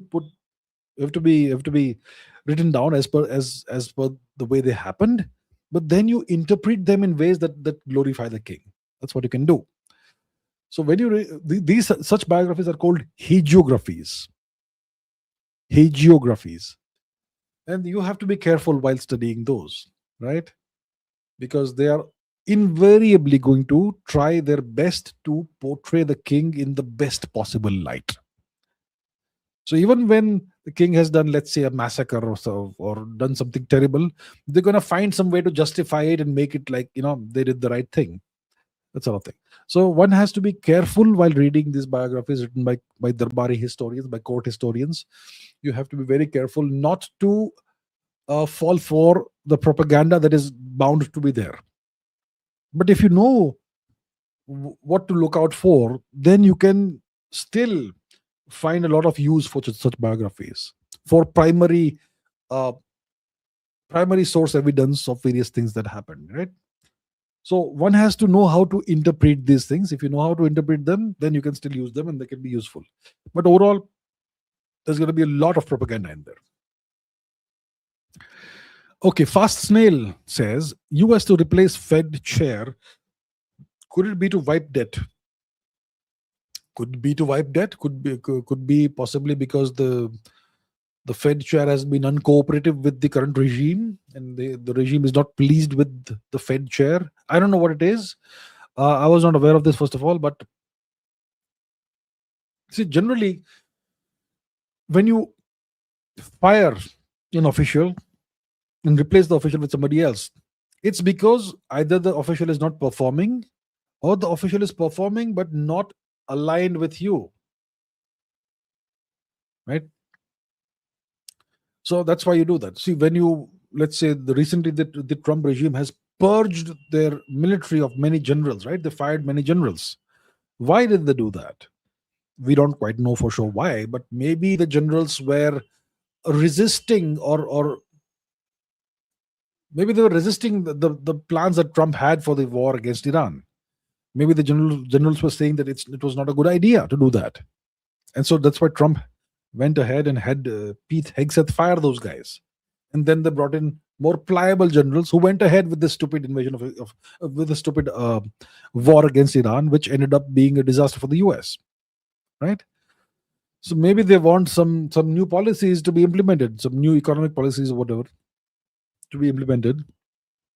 And maybe the current Fed chair was not being cooperative, so all you do is replace them. So I don't know. It could be possibly to wipe off some of the debt, maybe all of the debt. I don't know. It's a possibility for sure. I'm sure they'll find creative ways of making this happen. We'll see. But it's a possibility, yes. 24 Bharat says, disagree. Indians should be low-key, not like Iran. MEA wants to keep India out of the West's ire. We keep our ties with anti-US nations low-key, hidden or out of public. See, I'm not saying that the Ministry of External Affairs should go and start behaving like the Chinese used to behave during their wolf warrior diplomacy days. I'm not saying that. I'm not saying India should have a MEA that is combative, argumentative, aggressive, obnoxious, and all of that. I'm not saying that. I'm saying have daily briefings. Do those briefings in a dignified manner. Do those briefings in Hindi. Don't be aggressive, don't be combative, don't be confrontational with anybody, but do daily briefings. And apart from that, the government should have an army of social media warriors who are not affiliated with the government of India and who are putting forth India's narrative the way it should be. Once again, not in a confrontational, aggressive, obnoxious, stupid manner. Do it in a nice manner. Do it with humor. Do it with subtlety. Right? The Chinese have a whole bunch of accounts who obviously work for the Chinese Communist Party in the government of China, but you will never know that they work for them, right? Because they don't disclose their affiliation. The Pakistanis have a whole bunch of warriors, internet keyboard warriors, who work for the ISI. You'll never know that, right? I'm not saying India should be confrontational with the West. I'm not saying India should be aggressive. India should be what India is, but at least put forth our narrative in an effective manner and have it amplified to the degree necessary. If you're a nation of 1.4 billion people, you are a major nation, no matter what anyone says. And then, if that is the case, the world should know what India's perspective is, instead of India's perspective not being known by anybody and others deciding the narrative for us. That's what I'm saying. India should not be aggressive and all that, but India should have a robust policy. Okay. Dheeraj Kamath asks an interesting question. Why can we trust Russia? Why is anyone trustworthy by default? What would be a more first principles based approach to ascertain whether or not Russian military presence as dictated by RILOS endangers India? It's a good question. Very good, very pertinent, very important question. How do we know whether somebody is trustworthy or not? Why is anybody trustworthy by default? The default setting should be you can't trust anyone. In the domain of international affairs and geopolitics, the default setting should be you can't trust anybody. Everybody has their own interests and they are looking out for their interests. And the moment they get an opportunity, they'll take advantage of you. It's like a tank filled with fish of different kinds, different species, different sizes. Some are big and they will eat the others. The others are small and they will band together perhaps, or try to swim faster. Everybody is out to exploit whatever they can. That is geopolitics. That's international relations. So there are no friends in geopolitics. There are only permanent interests in geopolitics.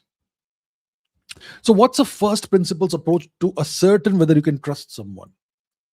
You have to understand what their interests are. And you have to understand whether you have any major issues between the two nations, any major conflicts of interest between the two nations. So you have to understand their interests, you have to know what your interests are, you have to understand whether there are conflicts of interest, and you have to understand whether the interests of the two nations align, and if they align, to what degree do they align. So now when it comes to Russia, India and Russia, if you see the map, we are very far away from each other. Right? Let's pull up the map and see what's the distance between India and Russia. Okay? So let's go to the map, zoom in, and let's say from here to here, what's the distance? It's about 1600 kilometers, roughly, between India and Russia. So these are two large nations. They do not have common borders, and there are 1,500 kilometers apart, which means there are no territorial disputes. There is no overlap of territorial interests. There is no overlap of zones of exclusive influence or whatever. No such thing. We have no conflicts of interest territorially, geography wise. Secondly, what are India's interests and what are Russia's interests? Do they align? Well, they align to a significant degree. And they've aligned for a very long period of time. And then that's another factor. The third factor is, what has the nation's behavior been like in the past? See, let's say you are a matchmaker in India. You are looking for an arranged marriage for your daughter. So how will you determine whether so and so? Let's say you have 5 candidate boys. How will you determine which boy to choose? Each of the boys is handsome and earns well and all. All of them have good character, let's say. How will you determine which boy to choose for your girl? You will look into the family history. That makes the difference. Because if the family is a reputed family with a reputation for good behavior, good living, upright conduct and all that, and they've produced many great people, well, that's the right family. It means that those values will be passed on in the family. So how do you know a nation is trustworthy or not towards you? You look at their past behavior towards you. You look at the common history between the two nations. Let's think of the US-India relationship. How has the US behaved in the India-US relationship? They have consistently supported Pakistan and backstabbed India, you could say. They have funded and financed Pakistani terrorism for decades, the Americans. That's their track record. What is Russia's track record? Have they done any such thing? No. So these are the factors that go into understanding whether you can trust a nation or not. You can go much deeper into this. There are many factors, but that's how we do it. Now, this reloss thing, Russian military presence in India is dictated by reloss. Does it endanger India or not? It is not dictated by reloss. Reloss we have signed doesn't mean that now we have to keep 3,000 Russian troops in our territory. It doesn't mean that. It means if whenever needed, as and when required, we may host up to 3,000 Russian troops in our territory. And it's a reciprocal thing. It's a balanced thing. Reloss doesn't say that we are supposed to host 3,000 Russian troops and they will not host a single Indian troop. No, it's not like that. It's a balanced, symmetric relationship. We will host up to 3,000 Russian troops and they will also host up to 3,000 Indian troops. It's going to be a symmetric relationship. The agreement is symmetric. It's not lopsided in any way, right? So as long as an agreement is symmetric and benefits both sides, it's going to be fine. That's how we do it, right? Okay. Devil X says, some new temples built in India alone: Ram Mandir, Birla Radhakrishna Mandir, Jagannath Temple, etc. Shri Venkateshwara Temple, ISKCON Temple, Chardham Temple Complex, Om Shiv Mandir. Most of the churches you saw are one-room places to worship, labeled as churches or closed permanently. Even conservatively, there are 10 times more temples built in the last 10 years. Well, if it is the case, I'm very happy, but I don't think it's the case. All right, sir. Look around, open your eyes, don't look at the map, go around, travel around the country and see what's happening. I have not seen, I can't remember the last time I saw a new temple. Okay, maybe some ISKCON temple has been built or maybe something else. But you see way more of these structures belonging to foreign religions that are being built. Way more. They're mushrooming up all over the place. All right, that is my experience based on what I have seen. Maybe your experience is different. We are two different individuals. Our lived experiences are different. So that's fine. Okay. Shalendra Chaudhary says, thank you so much for everything you teach us. You're very welcome. You're very welcome. Thank you. Okay, Devil X is also, sorry to sound argumentative, but the religious sentiment really is shifting and you can clearly see it change in the past 10 years. The types of movies coming out, people speaking up more and standing up for their rights. Well, types of movies coming out. Yeah, there is a change. There is a change to some extent, at least, right? I'm not sure if pro-Hindu movies are coming out, but yeah, Durandar was a nationalist, patriotic movie. You had the Kashmir files that spoke about that discussed things that had been hidden away for a long time. You had something about Kerala as well. So you have some such things coming out these days, more of it happening, movies and all that. People speaking up more and standing up for the rights. But the other thing is also happening. Please do not be complacent. That's my point. Okay? Let us not be complacent. If what you are saying is true, then I'm very pleased. But I also understand what's happening and try and see things from my perspective also. I'm not an enemy, right? We are on the same side, we're on the same boat, aren't we? So I'll try and see things from your perspective. I'll look around. I'll see if there are some new temples being built. We know Ram Mandir is one temple, maybe some ISKCON temples here and there. But the sheer number of structures belonging to other religions I'm seeing coming up everywhere. Have you tried looking for that? That's my point. So it's fine. You can have a different perspective. It's fine. Even if you sound argumentative, that's perfectly fine. My point is, try and see the other guy's perspective. What I'm trying to say, please try and see it. Maybe you'll discover there is some element of truth to it, right? 24 Bharat says, why India-Pakistan ties warmer than Israel-Iran or South Korea-North Korea? Jaishankar shakes hand and smiles with Pakistani speaker. Visits Pakistan for the Shanghai Cooperation Organization Summit.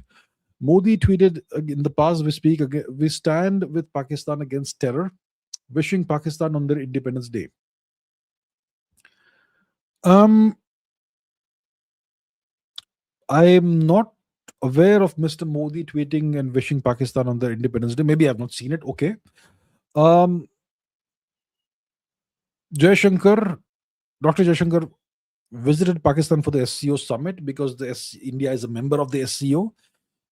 And it was Pakistan's turn to host the summit. And we wish to remain a member of the SCO and we don't want to create trouble. The SCO has importance for us. It is useful for us. We don't want to start exiting all these groups, right? So that's why Dr. Jaishankar did visit Pakistan for the SCO summit. Mr. Modi did not visit, right? Similarly, for the G20 was it, or no? It was the what was it? Was it BRICS? What is it? Was it SCO something? I think the Pakistani guy had come here, Bhutto's son. Bilawal Bhutto had come to India, and he was also, as per the protocol and formalities, when somebody comes to your country, you're supposed to greet them and treat them with the same respect you give others. That's fine. And Modi may have tweeted in the past that we stand with Pakistan against terror. That is to make a point that Pakistan hosts and harbors terrorists, right? So I don't think India-Pakistan ties are actually warm as such. See, we love to focus on words and all these symbolic gestures and all, but the fact is that India has stopped all ties with Pakistan, at least reduced it to the bare minimum. We have also ended the Indus Waters Treaty. We have, it is no longer operational. So we are using the water now, and that's going to have some effect in Pakistan. At least some effect it will have. So overall, the ties between India and Pakistan are pretty cooled. They're not warm at all, the way I see it. Sometimes you may see some kind of interaction, bare minimum interaction. Sometimes you may see some tweet, but these words and these symbolic gestures mean nothing. Last year, about a year ago, 11 months ago, we hammered Pakistan very badly for 3 days in Operation Sindoor, right? And we have ended the Indus Waters Treaty. So if you look at all these things, these are not good relations, right? Definitely not warm the way I see it. And that's the way it should be. Shivansh says, Chief of Defense Staff General Anil Chauhan has seconded what you have been saying about ISRO being underfunded, really, and how the space race is not just about space exploration, but to control the world and future wars, sir.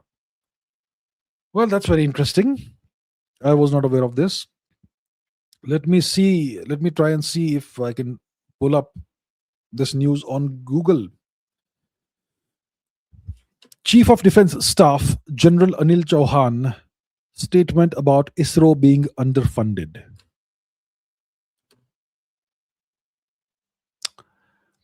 Based on reports, okay, whole of nation.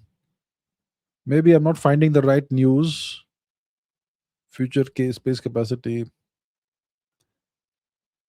Okay, so I will not waste your time trying to search for this piece of news, but okay, it's very interesting that he did that. So I have been consistently saying this for, I don't know, 4 or 5 years now, that ISRO is very poorly, very, very badly underfunded. Um, and there seems to be no ambition in India for India to be a major space power. And that's terrible because India has to be a major space power, otherwise, it'll be left behind completely in the space race. And the two or three nations that will lead the world in space exploration in the 21st century are the two or three nations that are going to rule the world. So India can't afford to be left behind. But we are completely complacent about the space race. We are not in the race at all. We are not even in the race right now. So I'm glad that the CDS General Anil Chauhan has spoken about this. I'm glad that has happened. And I hope the government pays attention. I hope so. Pradeep Kumar Roy, good evening, sir. Most friendship is feigning, most loving mere folly. As You Like It, Scene 2, Scene 7, India's relationship with the US explained in a single line. So, As You Like It is a play by William Shakespeare. Most friendship is feigning, most loving is mere folly. Well, is India's relationship, can it be described by through those words? So first of all, it's not a friendship. Both sides try to portray it as a friendship. We have shared values, blah blah blah. It's not a friendship. Okay, the US seeks to contain India and to arrest India's growth. That's what the US seeks to do. It seeks to create trouble for India in all sorts of directions in the subcontinent. Right? It's no friendship at all. And forget about love, there's no friendship here. But yes, the diplomats and the ambassadors and all, they talk about friendship. That's obviously just diplomat speak. But the truth is that there's no friendship and there's no love. Sergeant Skyland says, what will happen to Iran going forward? Well, multiple scenarios. One scenario is that there is an actual agreement between Iran and the US. Yeah. Agreement of some kind, which brings about a lasting peace, lasting ceasefire of some kind, and the Strait of Hormuz is opened up. And as Trump says, it will be better than the JCPOA, the Joint Comprehensive Plan of Action, the Iran nuclear deal that Trump himself walked away from in 2016, 2017, whenever it was. So maybe there's going to be a new deal that's better than JCPOA. And then both sides are happy, in some way at least. That's one possibility. A deal and a permanent ceasefire and end of war. That's one possibility. The other possibility is that all this diplomatic talk and all that is just a pretext by the US to bring in more forces in the region, and they're just waiting for the right time to launch a massive, devastating surprise attack on Iran. Maybe they're waiting for that. So that's another possibility. I think the possibility of the Americans waiting to launch a surprise attack is higher than the possibility of some kind of agreement. Right? That's what I think could happen. I think there's a 70% probability of American surprise attack sometime soon on Iran, and maybe a 30% probability of a deal. I think it's unlikely a deal will happen. I think the Americans will launch with the Israelis a surprise attack, which may not be a surprise for Iran. Yeah. 24 Bharat says, if Pakistan is a US vassal, why did Khwaja Asif openly admit this? Maybe he had some personal reasons for it. Right? See, Khwaja Asif is merely a politician.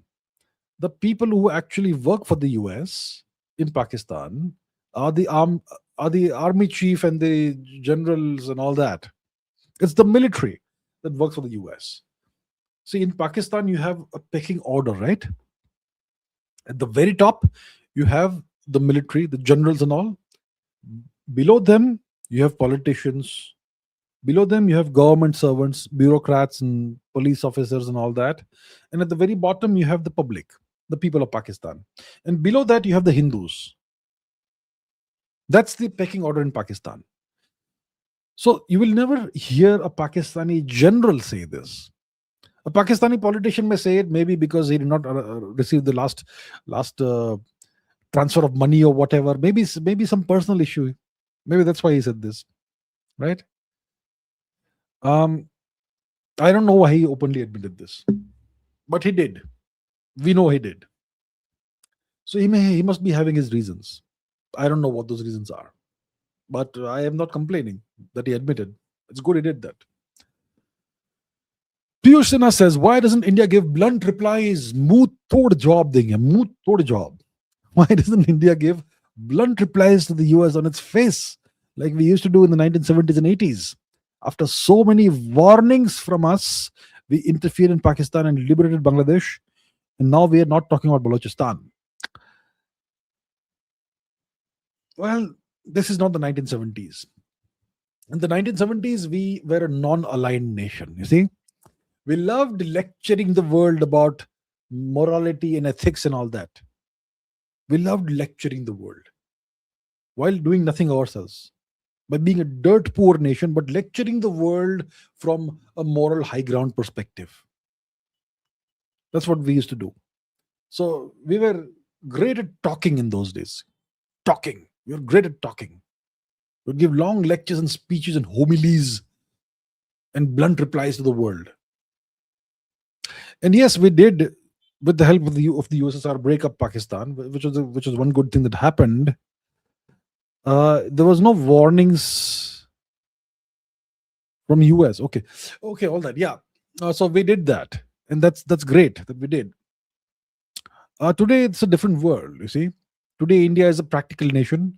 We don't give lectures to the world. We don't give blunt replies and booth or jobs to anybody verbally. We mind our business. We know what we can do right now. We know what is right now not possible for us to do. Right now, talking about Balochistan is not going to bring Balochistan back to India, right? Talking about POK is not going to bring POK back to India. Talking gives you nothing. You have to become powerful and then you take what is yours. Until then, don't talk. So I think India's policy is actually good. These blunt replies, mutor jobs, and talk, we are staying out of it. We're not doing that. Right? We are looking out for our interests in whatever way we are doing it. Maybe not the best, most ideal way, but at least much better than before. So that's the thing. I think it's the right approach. Talking and giving blunt replies and talking about Balochistan, talking about POK, talking about this is not going to bring anything back to us. You have to first get stronger. Piyush Shukla says, you say China never border India historically, but the word China supposedly has Sanskrit origins. Which country we border in the BC? Was it still called Tibet back in 3000 BC? Why China and Japan stopped using Tianju, Tenjuku for us? Yeah, there in the Mahabharata there is a mention of some tribe or clan called the Chinas. Yeah, it is there. We don't know if it necessarily means the Chinese. The word for China what is the Chinese word for China? Is it China? Is it Chin? No, it's Zhongguo. Zhongguo. That is the name. Like, see, what's the real word for India? It's not India, right? It's Bharat. What's the real word for Japan? It's not Japan. It's Nihon. What's the real word for Germany? Is it Germany? No, it's Deutschland. What's the real word for China? Is it China? No, it's Zhongguo. So in the Chinese language, there is no word called China or China. It's Zhongguo. You understand? So then how is it that those China people were Chinese? No, there may be somebody else. Do you understand? So we don't know what that China tribe was. We have no idea. We have no way of connecting it to any present day living people. So China never bordered India historically. That is simply a fact. So yeah, There is that. Then which country? See, in BC, there were no countries, there were kingdoms. Okay, there were kingdoms. You had see, north of the Himalayas, you had Uttarakuru. Um, you had the Kamboja Mahajanapada, northwest of India, and so on. Tibet, I don't know what it was called in 3000 BC. I have no idea what it was called then. But in the last 2000 years, for most of the time, it was called Bhota Desha. 3000 BC, I have no idea. What's the origin of the Tibetan culture and civilization and people? I don't know if it goes back to 3000 BC. That's 5000 years before today. I'm not sure about that. China, Japan, they stopped using Tianju, Tenjuku. Why did they stop doing that? I don't know. During the time of the Tang dynasty, India was called Tianju by the Chinese. I'm not sure when they stopped using that word for us and why they did that, but yeah, eventually it happened.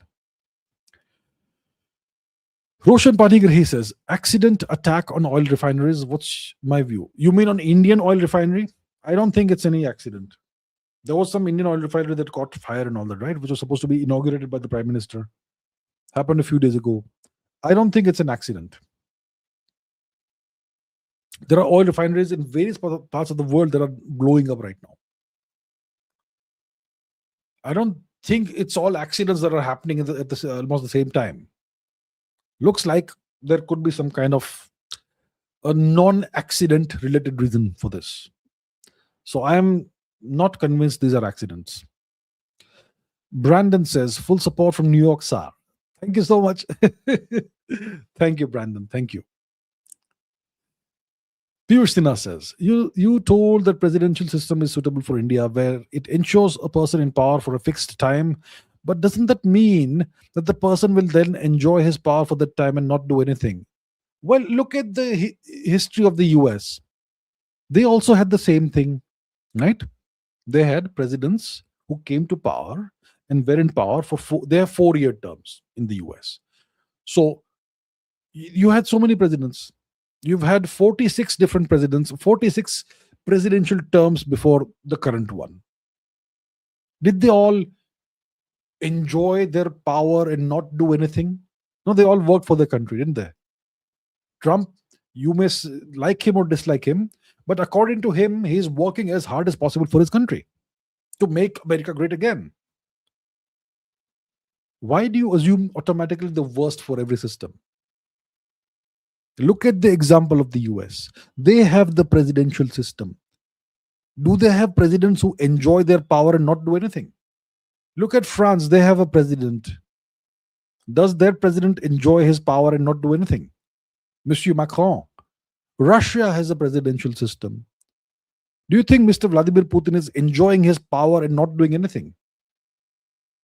If you have the right kind of system with the right kind of checks and balances, you're going to ensure that the person who comes to power, first of all, that the right person is elected, and secondly, the person does what he or she is supposed to do. All right? Rogue Gamer says, please search Communal Bengal Pact 1923 by C.R. Das. Okay, let's see what that is. Communal Bengal Pact 1923 by C.R. Das. Okay, this pact, spearheaded by Chittaranjan Das, the Swaraj Party, was an attempt to foster Hindu-Muslim unity in Bengal by proposing communal representation in legislative councils and a share in public service appointments. It aimed to resolve religious conflicts, but failed to achieve lasting harmony, primarily due to intense opposition from many Hindus and the eventual failure to implement its terms. Hindu-Muslim unity, a 60-40 formula. 60% for majority community, 40% for the minority, to ensure fair representation, especially for Muslims. 55% of government appointments should go to Muslims to address their underrepresentation by overrepresenting them. And all these things. Okay, so this is something from 2023. Okay. M. Keshav says, meant to ask why China didn't vassalize country in a civil manner like the US did. Did the West did the West slap the guy bad guy tag soon as China got out of hand? Continued. Where is it continued? Okay. Asking because people see through China's evil but not the West's. So the question you're asking is, what's the question you're asking? Why China did not vassalize countries in a civil manner? So the real question you're asking is, why does the world see China as this evil country, but the West is fine despite everything it does? See, if you ask most people whether you would like to live in a US dominated world or a Chinese dominated world, everyone will say no, US dominated. Because the US is familiar. You're all familiar with the US. You are all familiar with the English language. You're all mentally colonized by the education system to see the West in a nice light. Lots of Indians go and live there and work there. And the US and the West portrays itself as this liberal, enlightened part of the world in a Western civilization, and the civilization that has done so much for humanity and so on. So people have bought into that narrative, into that propaganda. The Chinese, they speak Chinese. It's a very alien language for most people in the world. It's not an Indo-European language. For Indians, Indo-European languages are easy to learn. The Chinese language is very foreign to Indians, and so on. And Indians have been under British colonization for 250 plus years and all that. So that also has gone into Indians' psyche and all that. That's why Indian people see the West as more familiar and more reassuring and nicer and all that. And Indians are very, and also Indians remember 1962, the war with China, but Indians don't remember the 250 years of British occupation because our textbooks whitewash that out. Our textbooks portray the British as enlightened rulers of India who sought to liberate India from the backwardness that we were laboring under because of our evil, backward, poor, regressive culture and religion. Right? So we see the 250 years of British occupation as something fantastic, and we see 1962, the war against China that we lost, as horrible. Of course, it's horrible, but you see, they're the same. They're the same. And that situation is seen the world over because the British colonized most of the world, occupied most of the world. The West occupied most of the world. The Chinese were unable to. They may have thought about it, but they did not have the means to do it. So that's why the world sees the West as better than China. Actually, they're all the same. They're both imperial systems. Yeah. Okay. Next question. Piyush Sinha says, democracy creates weakness. Dictatorship creates deterrence. From what I've seen, this is what my views are. What are your views on it? Oh, you're asking me to. Democracy is an experiment that is failing. That's true. Simple explanation. A question for you all. It's a question for you, Piyush Sinha, and everybody is watching. Think about it. When was the last time India was great? When was the last time India was great? Some of you will say during the Maratha Empire, when we had regained and re-established Hinduism Swarajya over the subcontinent. That was the last time India was great.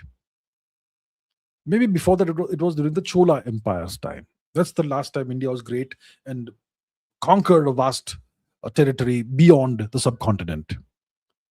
The Chola Empire. Before that, it was the Gupta Empire. Great period of time for India. Before that, it was the Kushan Empire. Great period of time for India. Super prosperous, super powerful, and so on. Think about this. Whether it is the Maratha Empire, the Chola Empire, the Gupta Empire, the Kushan Empire, the Maurya Empire. Did you have democracy in India at the time? No, you had autocracy, you had dictatorship. Vishnugupta Chanakya was the mentor of an autocrat, of a dictator. Emperors are dictators, they aren't democratically elected. Vishnugupta Chanakya installed a dictator in India. Was he a bad guy, Vishnugupta Chanakya? Was he now? Why didn't he bring in democracy in India? No, he installed a dictatorship. Who was Shri Krishna? Was he a democratically elected king in Dwarka? No, he was a king. Kings are dictators. Who was Sri Ram? Was he elected democratically? No, he was a king. Kings are dictators. You see, every time India has been a great entity, civilization, culture, kingdom, empire, whatever. Every time India has been great, it's been a dictatorship. And right now, India is a mediocre nation state under democracy. There's a pattern to these things, right? Okay. Rohit says Indira was more loyal to KGB than India. Is it true? I have no idea. I have not studied the history of that part of that period of time. The history that I am interested in is ancient Indian history, the history that is not well known. I try to dig deep into that, which is why the history of India that is well known, I am not very, very deeply familiar with that. So I don't know about this. Very sorry about that. I don't know. Raghu Nandan Jahagirdar says, is Iran winning because it's fighting for survival and the US is fighting for containing Iran? Finite player US versus infinite player Iran, similar to Vietnam War. Iran is, see, the first round of the war. So right now there's a ceasefire, right? Right now there's no missiles and drones flying around and all that. Right now there's a ceasefire and a blockade. But before that, there was a period of war, right? That's the first phase of the Iran war. I am not sure if it's over yet, okay, this war. It's not the Iran war, it's the US-Israel versus Iran war. The first phase of this war, Iran took a fearful hammering from the Americans and Israelis. Tremendous damage was caused to Iran. So the Americans and Israelis achieved what they could call tactical success and tactical victories over Iran. But Iran achieved a strategic victory over the Americans and Israelis by ensuring it had prepared really well. And Iran has no choice but to fight in this war because Trump had promised to annihilate Iran's civilization. Iran is fighting for its survival. You're right. But many nations have fought for their survival and they have not won. Saddam Hussein's Iraq also fought for its survival, but it lost. Muammar Gaddafi's Libya fought for its survival. It lost. Today you have slave markets in Libya. Libya is destroyed. So just because you're fighting for your survival doesn't necessarily mean that you will win. To win, you have to know how to defeat the enemy you are up against. So Iran won the first round because it out-thought, out-strategized, out-planned, out-maneuvered the Americans and the Israelis. How? By stockpiling massive quantities of drones and ballistic missiles, because quantity has a quality of its own. And the Americans and Israelis had no response to that. Quantity has a quality of its own. The Iranians did their homework. That's why they won, not because they are fighting for survival. Many people have fought for survival and been destroyed. The Native Americans were wiped out of existence. They were also fighting for their survival. Right? So just because you're fighting for survival doesn't guarantee any victory. You have to know how to win. You have to understand your opponent, your enemy. And you have to know how to defeat that person, that adversary. Okay, that's the deal. Similar for Vietnam. They knew how to defeat the US. Okay, 24 Bharat says, I love history and geopolitics, but maths, physics, computer science are more useful, but I find these subjects too boring and challenging. What to do in this situation? You have to find a use for them. Then they become fascinating. Let me give you a story from my life as a student. I used to hate statistics. I used to hate it. So dull, boring, and so on. But then I discovered statistical mechanics. and I found some use for it. And then suddenly it becomes the most interesting thing in the world because I have some use for it in my research. See, as a physicist, when you do research, you use various tools, mathematical tools, various physical concepts, physics theories, and so on.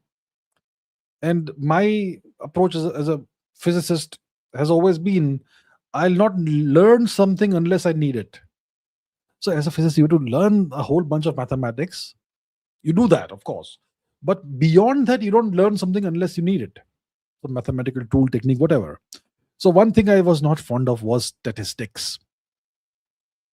But then I discovered certain applications that statistical mechanics had when it comes to black holes and all. And then suddenly it became the most fascinating thing in the world for me. So, my point is, there are many fields, domains, topics that are useful, but you find those things boring and challenging. So, what you do is you find an actual use for it, which will take you forward in some way, which means something to you. Then suddenly the challenging and boring thing becomes fascinating. That's what you have to do. Right? Otherwise, if you're a student, 10th standard, 12th standard student, you have to read all these textbooks and all this tedious, boring stuff, and you have no idea what's the point of doing it, how it will help you, then I understand your situation. I know. But the only way to do it is to somehow make it interesting. That's the only way. Yeah. Fast Snail says, is US sanctioning leverage tied to petrodollar? It's tied to many things. One of the things it's tied to is that, of course, the dollar. Yeah. You can call it the petrodollar. I can call it the dollar. It's the dollar, the currency. Their currency is the world's reserve currency. So what they can do is they want to, let's say they're not happy with a certain country. The Americans have a large network of vassals across the world. They will simply order those vassals to stop dealing financially, economically with that one country.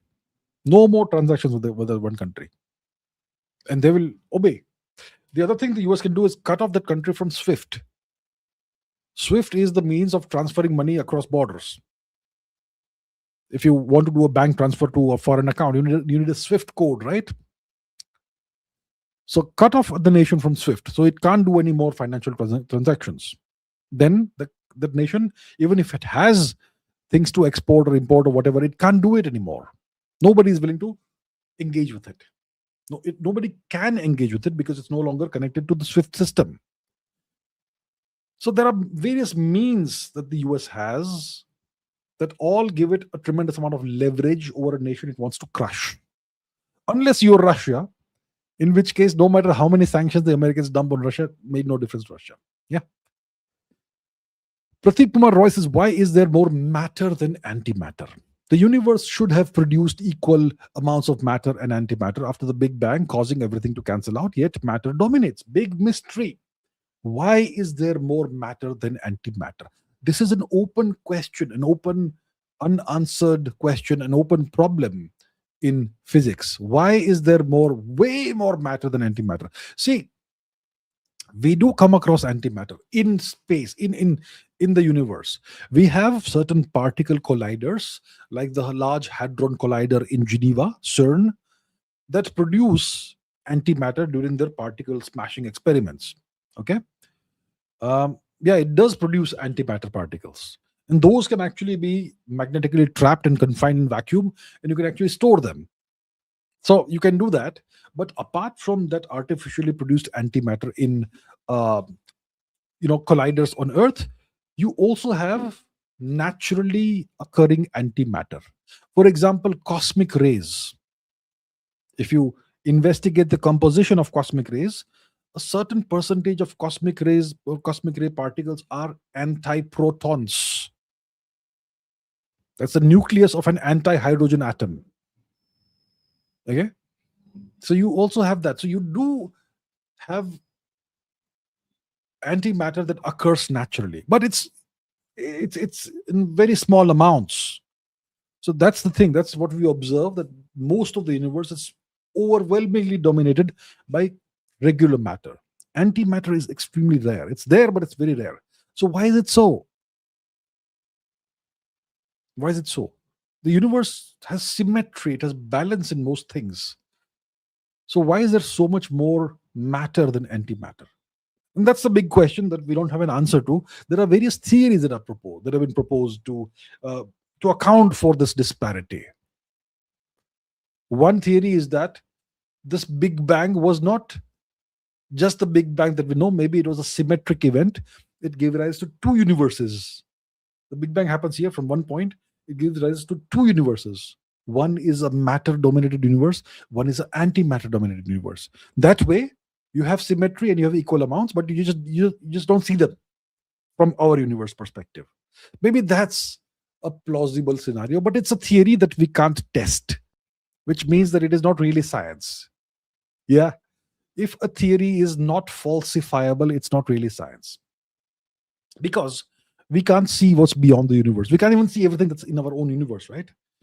We can only see what's within the cosmic horizon, which is about 95 billion light years. So yeah, so we don't quite know. There are some theories that have been proposed, but we don't know if they're true or not. We are in no position to test them, to either prove them or disprove them. So it's one of the big open questions, big open mysteries in physics. Okay. Piyush Sinha says the Chinese are also migrating to the US in large numbers. Why doesn't anyone talk about that? If everything is far more better in China than India, then why is this brain drain happening there? Because it's not that much of a brain drain. China is very successful in getting Chinese researchers back to China. Okay. So you have Chinese students who go to the US for studies. Yes. Now it may be less because of Trump. But Chinese students in US universities, you will see two nationalities predominating. One is Chinese, the other is Indians. And I suppose Chinese students actually were more than Indian students at some point in time, at least. You would have more Chinese students in the US than Indian students in the universities and colleges. So Chinese, yes, they do go to the US for studies, but many of them return to China. Some of the most brilliant students, Chinese students, return to China because they get the kind of lifestyle, the kind of job opportunities, the kind of research opportunities, the kind of career advancement opportunities that they would get in the US. Right? In India, you never get that. If you are a world-class professional, India is not the place for you. But if you're a world-class Chinese professional, you will find a place in China that will take care of you and will give you everything you need. So that's why Chinese do return to China. And the Chinese have made sure that they ensure that they attract the best talent back to China. So what happens is Chinese students, they study in China and they go to the US and do advanced research or whatever, and they learn things from the US, trade secrets or whatever, and they bring those back to China. That's how China benefits. India has no such program, no such ambition, no such thinking, nothing. Get lost, go away. But you also have Chinese, high net worth individuals migrating to the US, purchasing land, purchasing businesses, and settling down there. So it's a phenomenon that you find from China also, but it's way more for India. It's less for China. And in China, there's no brain drain. The best brains return to China often. Not all, but often. Many of them return to China. In the case of India, 99% of them stay in the US or go somewhere else. They don't come back to India. That's the issue for India. Fabian Thomas says, is the war over? Or is it a lull between that storm and a new storm? And I thought China and Russia would use it as an opportunity, but it seems like bowing down. So there are two possibilities. One possibility is that the US actually is sincere in wanting a deal with Iran, and they'll find a way to get a deal done. Maybe a deal that's better than the JCPOA, the Joint Comprehensive Plan of Action, also called the Iran nuclear deal that Trump walked out of in 2017. Unilaterally, I might add. So maybe the US is sincere and they really want a ceasefire and a deal with the Iranians. And they'll give a better deal than JCPOA. So that is one scenario, that the US is sincere about this. The second scenario is that the US is simply using this time of the so called ceasefire to bring in more troops, more ships, more planes, more missiles, more bombs into the Gulf region. And then they are planning to do a surprise attack on Iran. That's the second scenario. First scenario, the Americans are sincere. Second scenario, the Americans are planning a sneak attack on Iran. I think the sneak attack scenario has a 70% probability, and the sincerity scenario has 30% probability. So I think this is a lull between two storms. I think the Americans and Israelis could attack Iran soon. I hope I'm wrong. I don't want the war to resume. It's terrible for everybody. And whatever happens, it's going to have a big economic effect on the rest of the world. It's going to be bad for India. Yeah, oil, gas, we need that, right? It comes from the Gulf. So much of our the gas that we use in India comes from the Gulf. There's the question of fertilizers, nitrogen, all that. That also is a consequence of petrochemicals. There's going to be potentially a fertilizer shortage in the world, which is potentially disastrous.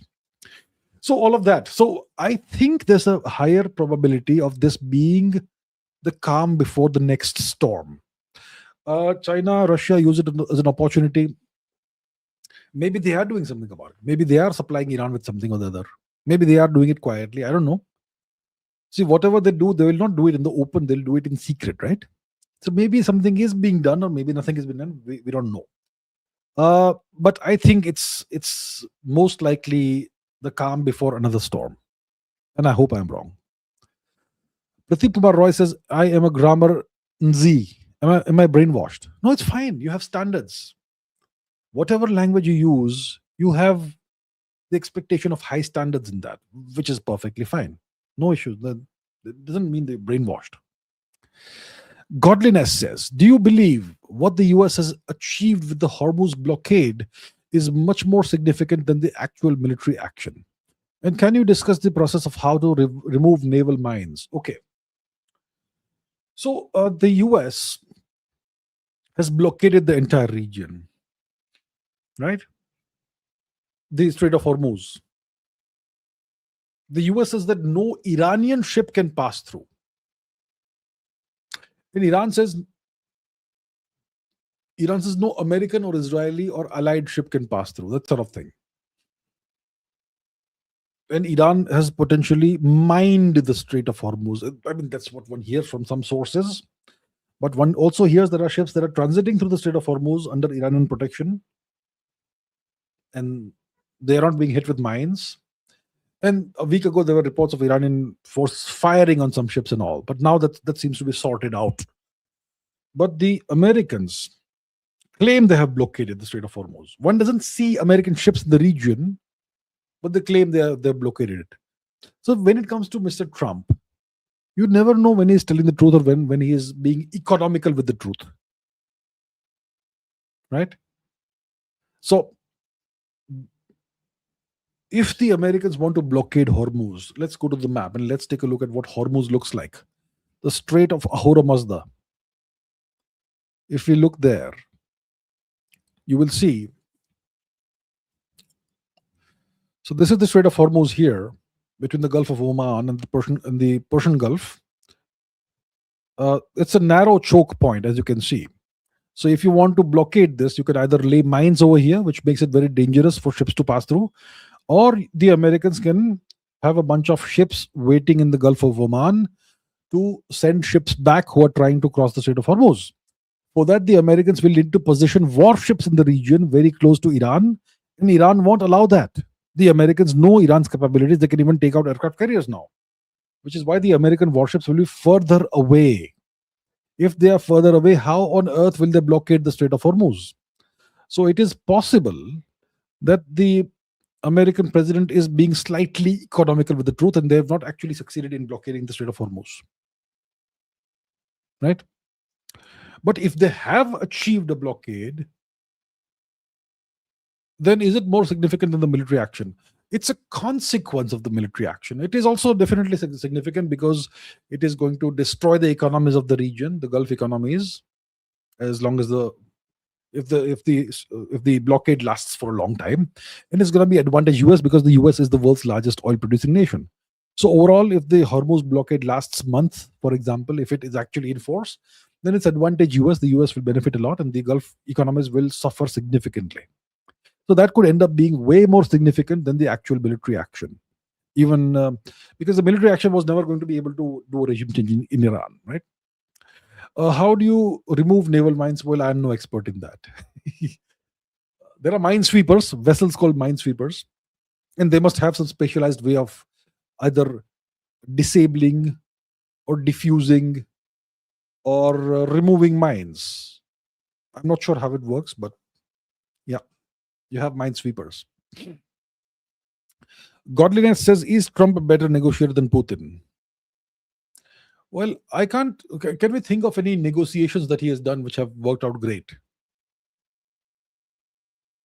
Trump is a very flashy gentleman. Um, he had this show called The Apprentice, which currently is being aired without him. He was the original host of The Apprentice, and he has always positioned himself as this great negotiator. He also has the book called The Art of the Deal. And if you read the book, it's all about Trump being on the phone and talking to one person after another, that sort of thing. So he positions himself as the world's greatest negotiator, the world's greatest businessman, the most successful guy in the history of the universe, and so on. But a lot of it is exaggerations. Of course, he is a wealthy person. He did well in his life, in his businesses as a real estate developer. But he is not the world's richest man by a long shot, which is why there's a ego clash between him and Elon Musk. When it comes to being a negotiator, I'm not sure how good of a negotiator he is. I've not seen any evidence of great negotiating skills. Putin, I don't know if he is a negotiator. He simply is the president, and he doesn't indulge in negotiations unless absolutely required. It's generally Mr. Lavrov who does negotiations, and the foreign ministry that does negotiations. Yeah. Piyush Sinha says the US has certainly used the air bases of all these Gulf states. So why are they complaining now getting hit by Iran? Because they're getting hit by Iran. So they'll still complain, right? I do something bad and naughty, and then I get hit. I'll still complain. See, these Gulf nations, they had no option, right? They had no choice. They had to host the US military. They had to allow the US military to set up military bases and all that. That's what happens when you have an overwhelmingly powerful nation and you are not powerful enough. So the powerful nation, the US, says, I'm gonna give you my umbrella of protection, military protection, and you can be as rich as you want. Keep selling us oil and sell it in US dollars, that sort of thing, or keep selling the world oil but use US dollars. So there's a quid pro quo here, right? So the Gulf nations had to host American bases, and then they were hoping there'll be no war with Iran. But then the Israelis and the Americans said, okay, let's have a war. And that's why the Gulf states got hammered. I mean, their population centers did not get hammered. Their infrastructure did not get hammered. The US bases got hammered, which were on their territory. And some hotels were hit by the Iranian drones where they were hosting American personnel. So, of course, they'll complain about it. They will complain. Fast Snail says, I have seen a lot of Western leaders idolize Churchill.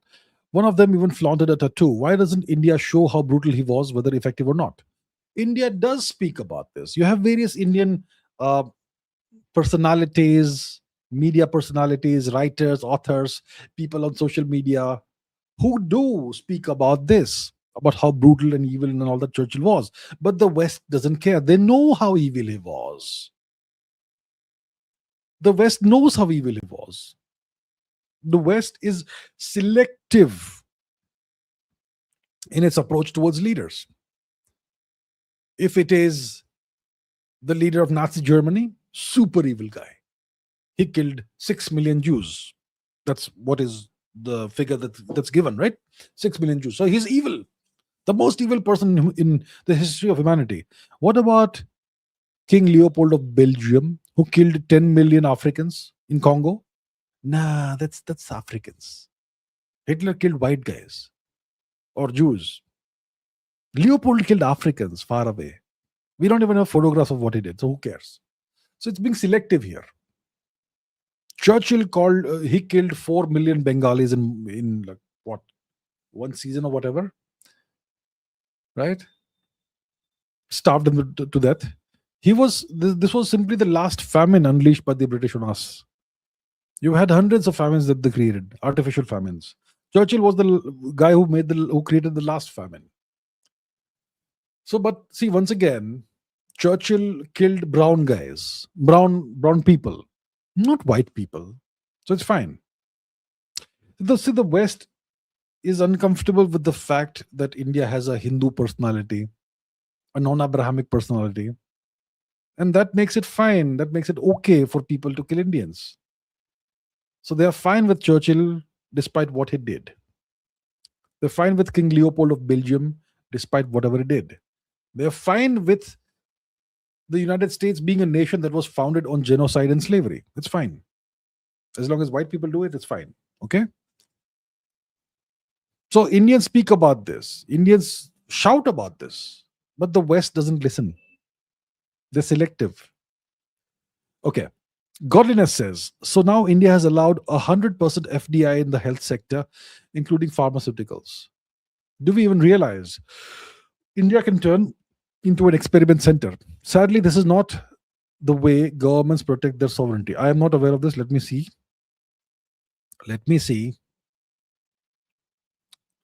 Okay, let's search for this. Has India allowed 100% FDI in the health sector, including pharmaceuticals?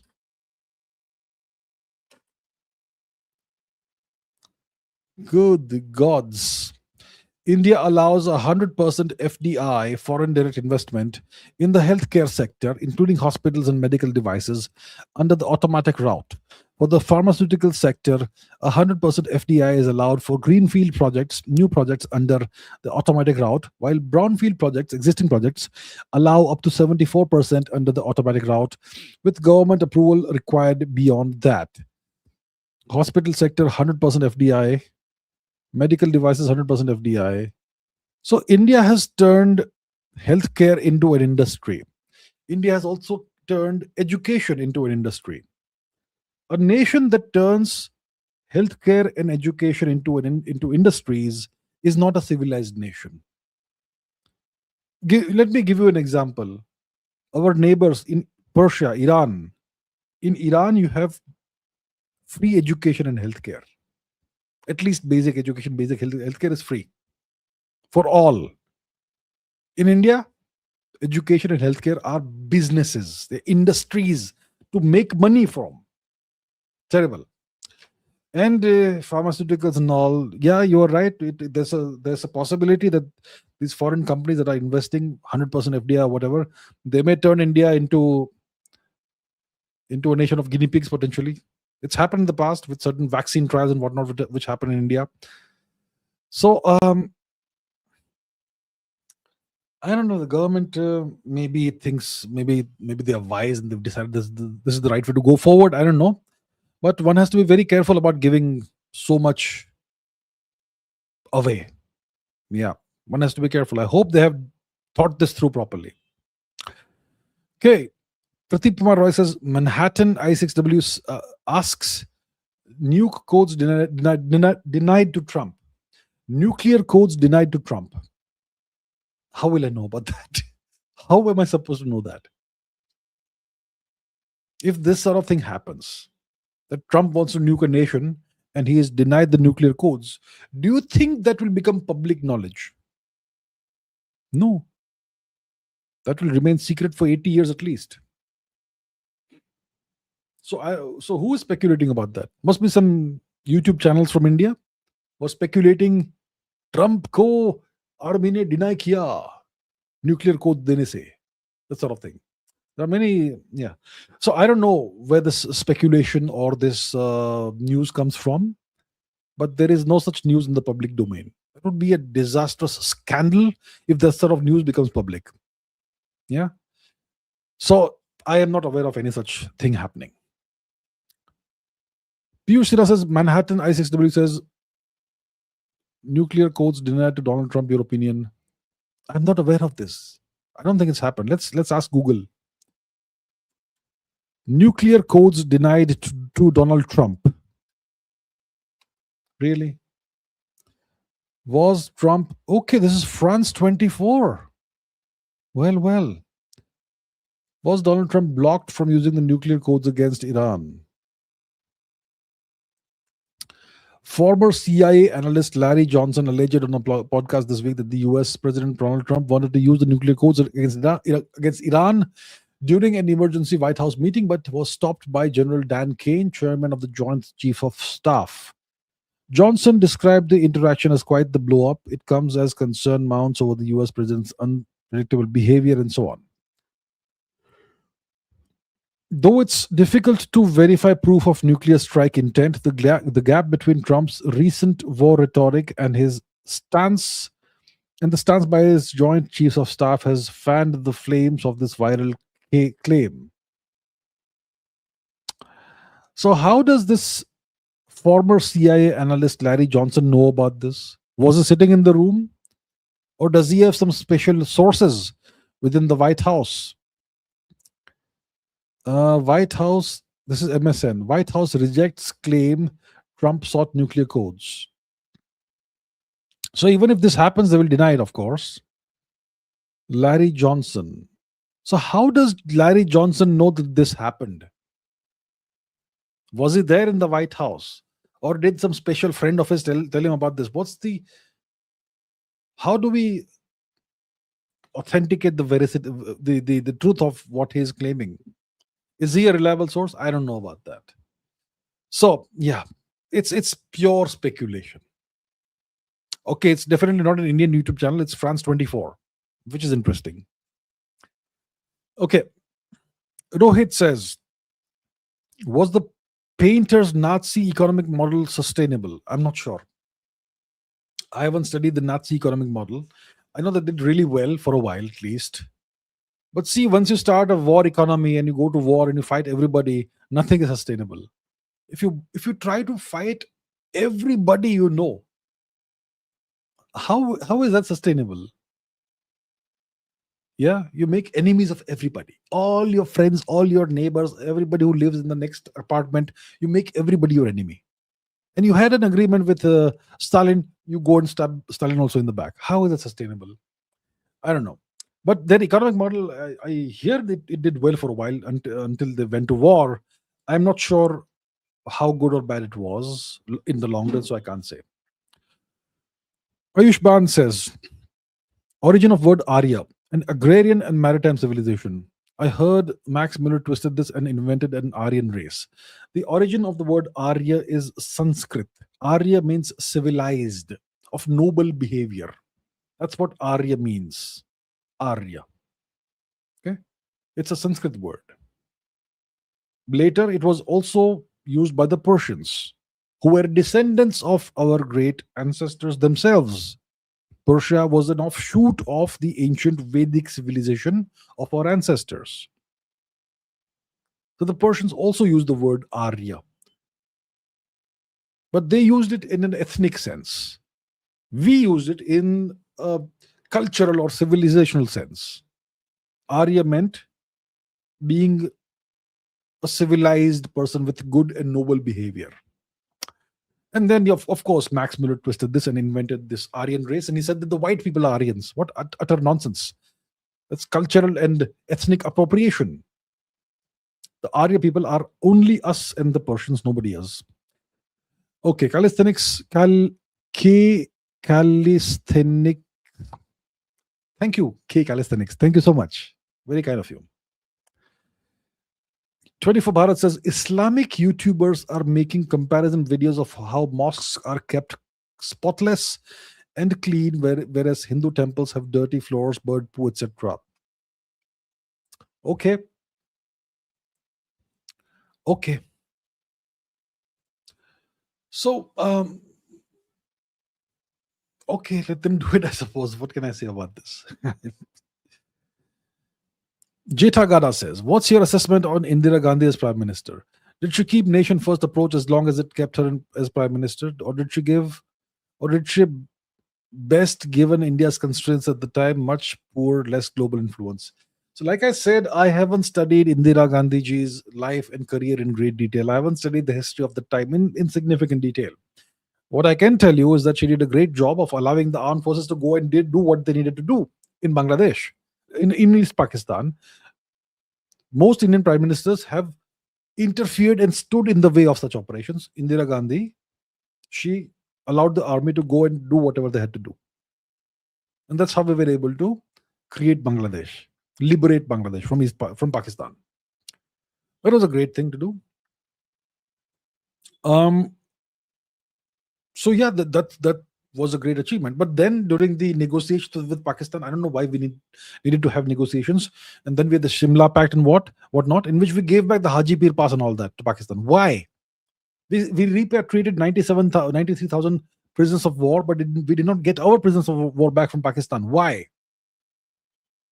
So that obviously is, you win on the battlefield, but you give half of it back on the negotiating table. Why?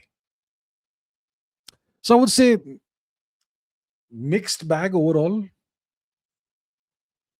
We conducted a nuclear test in 1974. I think Mrs. Gandhi was the prime minister at the time. Let me double check.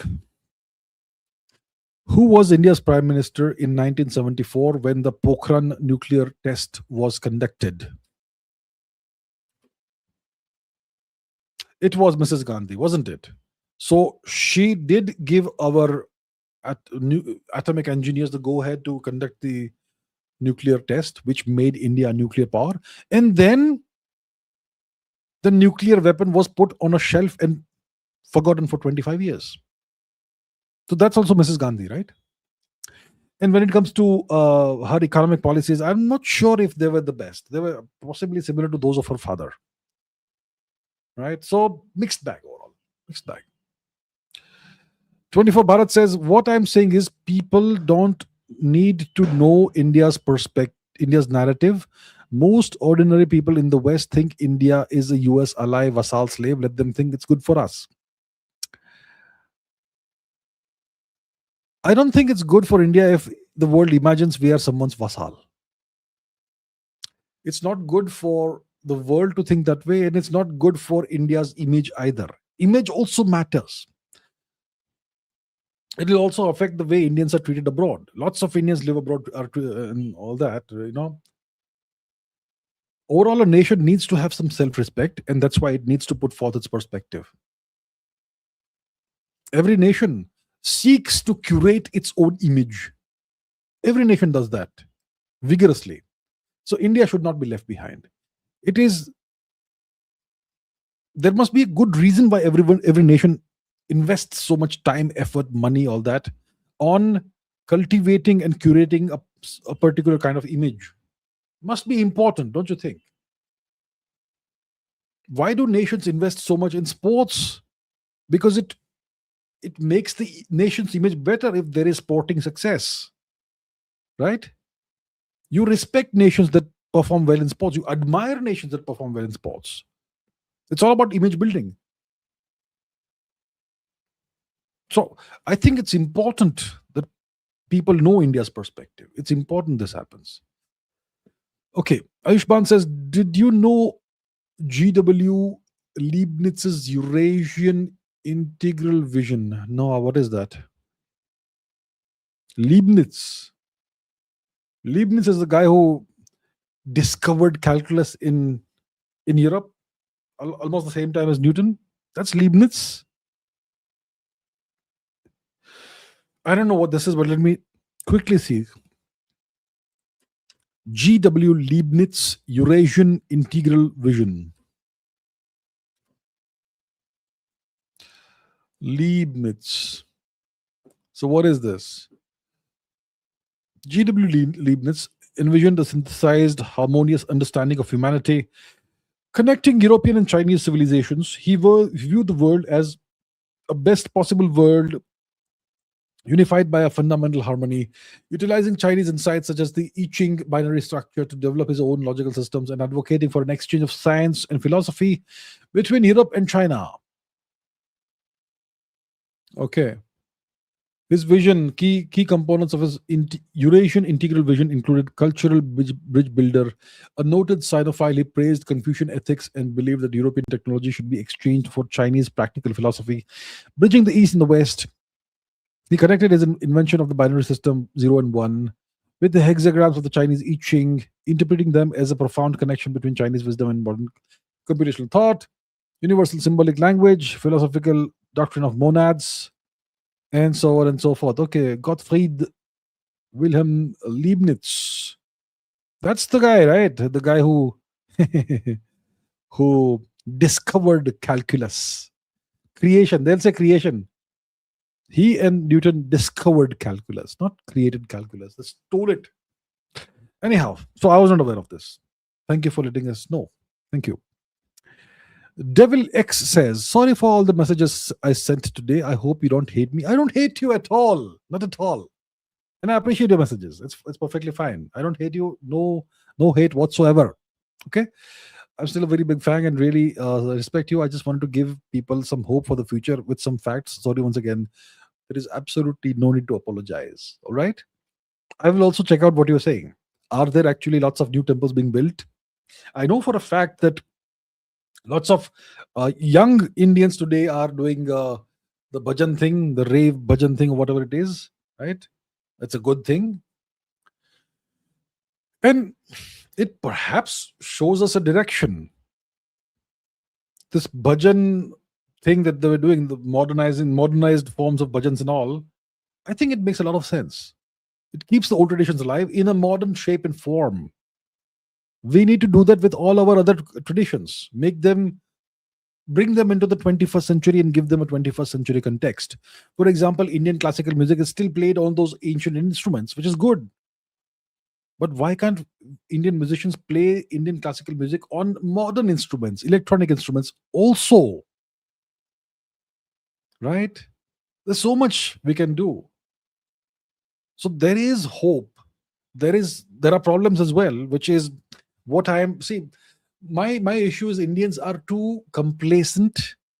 Indians are oblivious to what's happening around them, which is why I sometimes perhaps focus a little bit more on the negative aspects of what are happening, because I want people to understand and realize what's really happening. Don't be complacent, don't be asleep, open your eyes. But overall, I am an optimistic, positive person, and I still am very hopeful that things will turn out well for us. Yeah. Okay. Right. So no issues. No need to say sorry at all. Devil X says, I promise I will keep reading my Chavda Chalis every day. Okay. Okay. Thank you so much. Thank you so much. Vinay Singhwal says, I work in semiconductors. AI is coming here as well. If all jobs are taken by AI, people stop paying mortgage, economy collapses. Should governments stop the use of AI or have a universal payment? That's the big dilemma right now. So people like Elon Musk, they advocate something called UBI, Universal Basic Income. They say that, you know what, AI and robotics are already going to produce a tremendous amount of wealth for the government and for the corporations and all. So we should take some of that wealth and pay each citizen a certain amount of money per month, which will give them a decent, good lifestyle, and we'll call that universal basic income. So whether they work or not, they receive a monthly payment, or yearly payment, whatever it is. That's universal basic income. That's one solution. But that's like giving people drugs. Once you start getting free stuff, you get hooked to it, and then you're no longer productive in anything, and you no longer function as a productive, high quality human being. So UBI may not be the best solution, but it is a solution. So you're working in semiconductors. AI is entering the realm of semiconductors as well. If all jobs are taken by AI, in the US, they will give UBI, Universal Basic Income. What happens to India? If people lose their jobs in India, they will have no choice but to stop paying mortgage because there's no money. And the economy collapses, the real estate sector collapses, everything collapses. So what's the solution for India? Should governments stop the use of AI? Nobody can stop technology, the march of technology. That is not going to be stopped. Okay? No one's going to stop the use of AI. Because you either adopt AI or you get left behind permanently. So every nation is in a position where they have to adopt AI. because the US is going ahead, China is going ahead. If we stop using AI, we'll be left behind in bullock carts, essentially, in the Stone Age. So India will have to become an adopter of AI. We already are, right? Lots of Indians use Chat GPT and whatnot. So the solution, what's the solution, right? See, first of all, it's not going to happen immediately. That jobs will be taken over by AI. AI systems right now are they operate within guardrails, and they have artificially limited capabilities. For example, the big AI companies in the US, like ChatGPT, like OpenAI, Anthropic, etc., they give you models, right, that you can use for a subscription.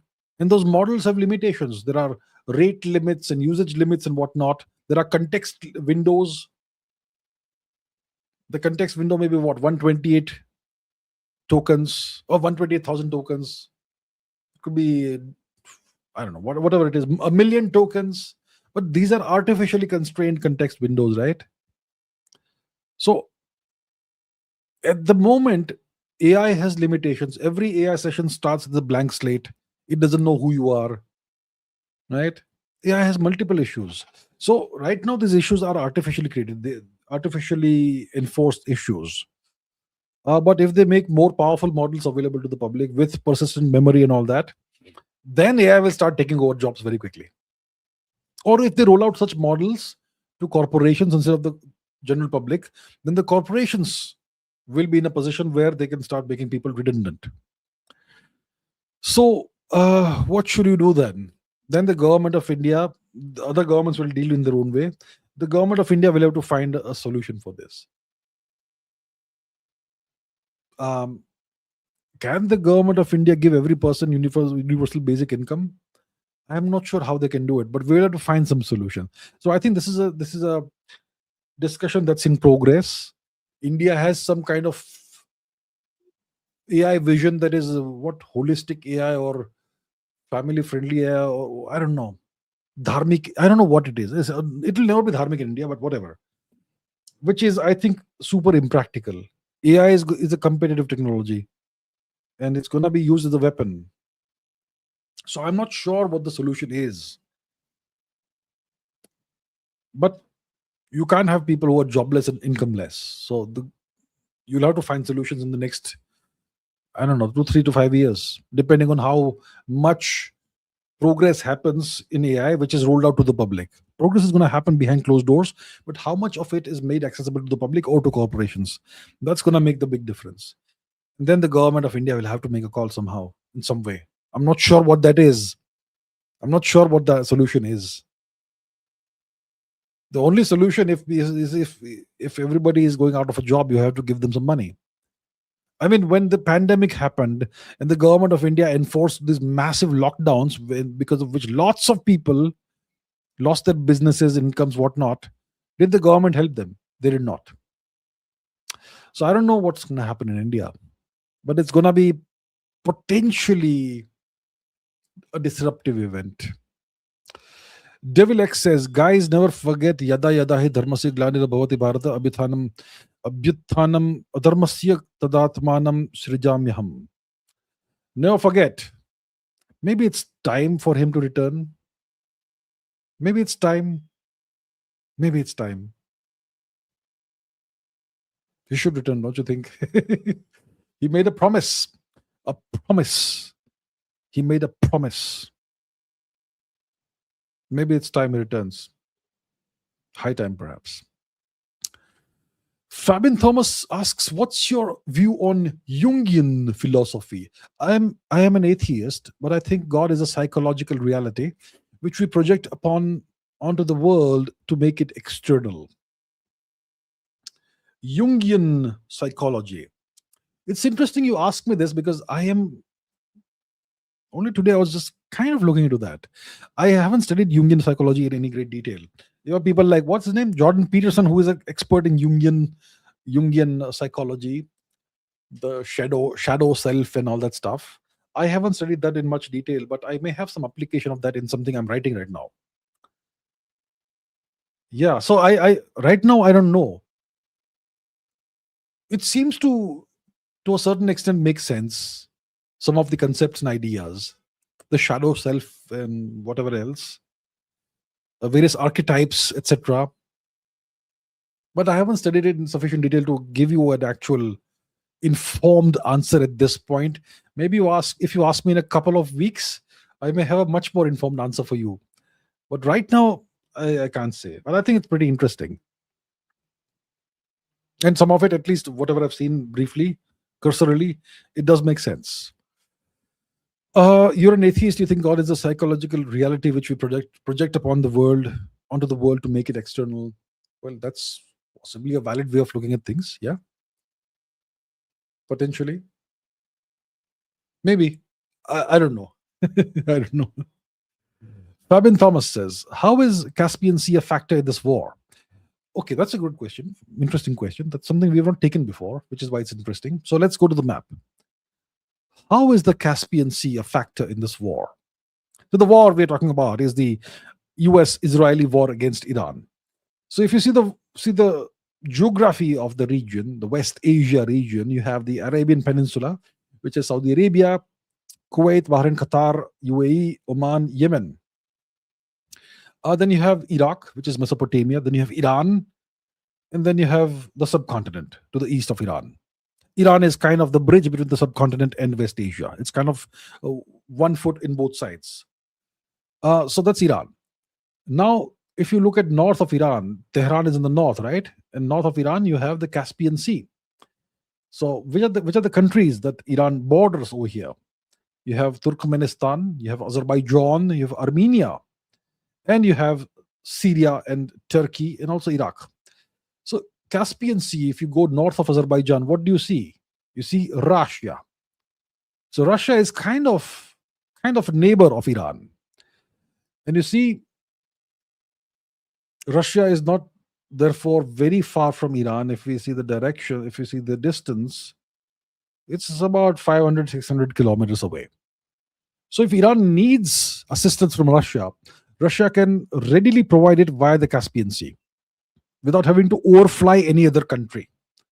If Russia were to, let's say, try to provide some kind of material support to Iran from the Caucasus region, they would have to overfly Georgia, Armenia, Azerbaijan, etc., and that may be an issue. If they were to do it from, for example, they also would not want to fly over Kazakhstan, Turkmenistan, but if they fly over the Caspian Sea or send ships or boats, they can certainly send material assistance if required to Tehran. So that's how the Caspian Sea can become a factor, because Russia becomes kind of a maritime neighbor of Iran, and it can assist Iran with material support through the Caspian Sea route. So that's how the Caspian Sea can become a factor in this war. Ares Manticore says senior level nuclear scientists getting killed more frequently in the US and China. Meanwhile, we have surprisingly reduced the unnatural deaths of our nuclear scientists in recent years. What is happening? Look, this is all shadowy stuff. It's happening behind the scenes in the shadow domain, the secret domain. If these are unnatural deaths, they are possibly covert operations of some kind. What's the reason for it? What's the purpose? I don't know. If, let's say, the US doesn't want other nations to rise, makes sense, they will kill off Iranian nuclear scientists, they may kill off Homi Bhabha. But why are American nuclear engineers or whatever dying? That is weird, isn't it? They won't kill off their own people. So does it mean that some foreign country has the ability to bump off people in the US? Does it mean that? That's a possibility.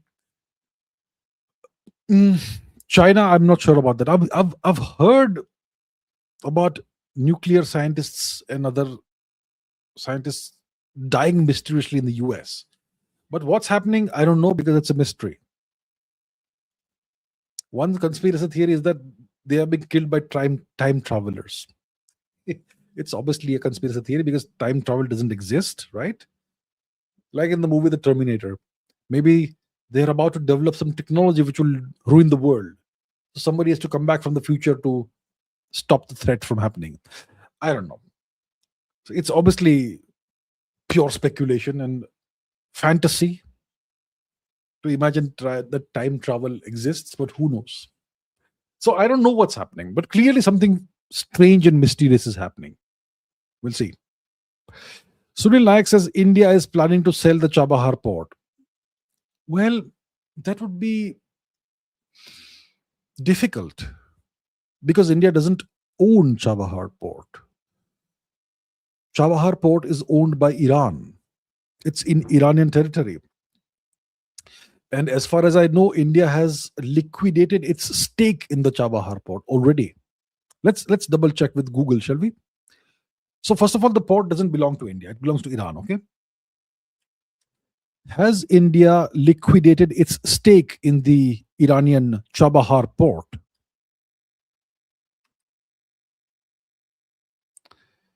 Okay.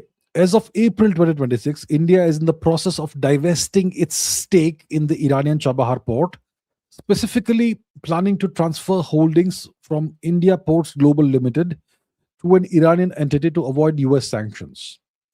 While India has liquidated its financial liability by paying about $120 million, it's not a complete exit thus far, but rather a strategic step to manage sanctions risk while keeping the port operational.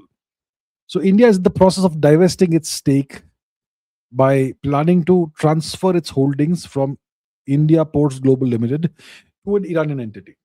So India has liquidated its financial liability, but its stake has not been liquidated completely thus far. It's not been divested thus far. So we are not selling it. We have a certain stake in the port. We may operate a terminal or two, and we have, so we will divest it off to an Iranian company, Iranian entity, so that we don't attract American sanctions, because American sanctions are very bad, right? Right. So that's the situation. Okay. Aries Manticore says our civilization was frozen because of the Buddhist missionaries by Ashoka. Caste was a backlash of post-Maurya collapse Vedic. Vedas are casteless and have no gender restrictions. Sad people don't get it. So the fundamental thing is to understand that the Vedas are the foundation of our civilization, our religion. And among the Vedas, the foundational Veda, the original Veda, is the Rig Veda. Now, if you read the Rig Veda, I don't see any mention of any caste. There's no caste in the Rig Veda. And gender restrictions, a significant portion of the verses of the Rig Veda was written by women. Okay? Women scholars, women poets, Rishikas. So there's no gender restrictions in that. There's no caste in the Vedas. The Buddhist missionary activities by Ashok, yeah, it was essentially demographic re-engineering that Ashoka tried, right? That he actually did.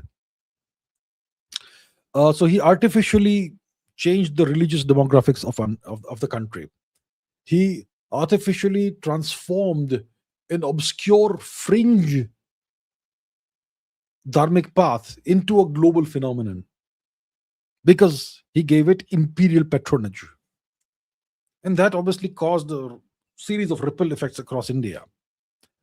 And eventually the Mauryan Empire, it ended, it collapsed. And there was a reaction.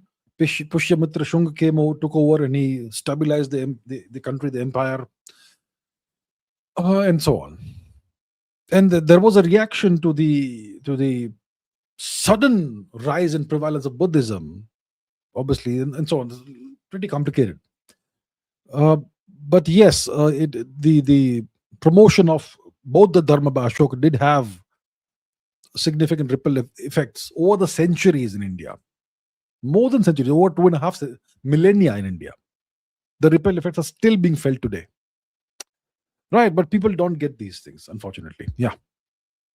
Aries Manticore says ISRO purchased 40 atomic clocks from France and has begun to retrofit incoming several Navik satellites with 2 foreign atomic clocks and 1 indigenous clock for intense calibration and testing soon.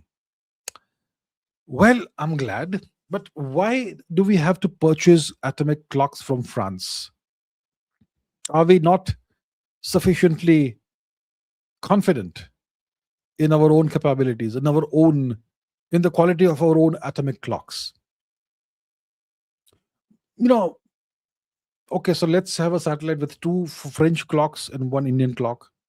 We'll have triple redundancy. Okay, Maybe. Maybe we take baby steps. Maybe the next bunch of satellites will have two Indian clocks and one French clock. In the next bunch, we'll have three Indian clocks. We'll see. Um, okay, so maybe looks like we are taking this problem seriously and trying to rectify it reasonably soon. Not urgently, but reasonably soon, perhaps.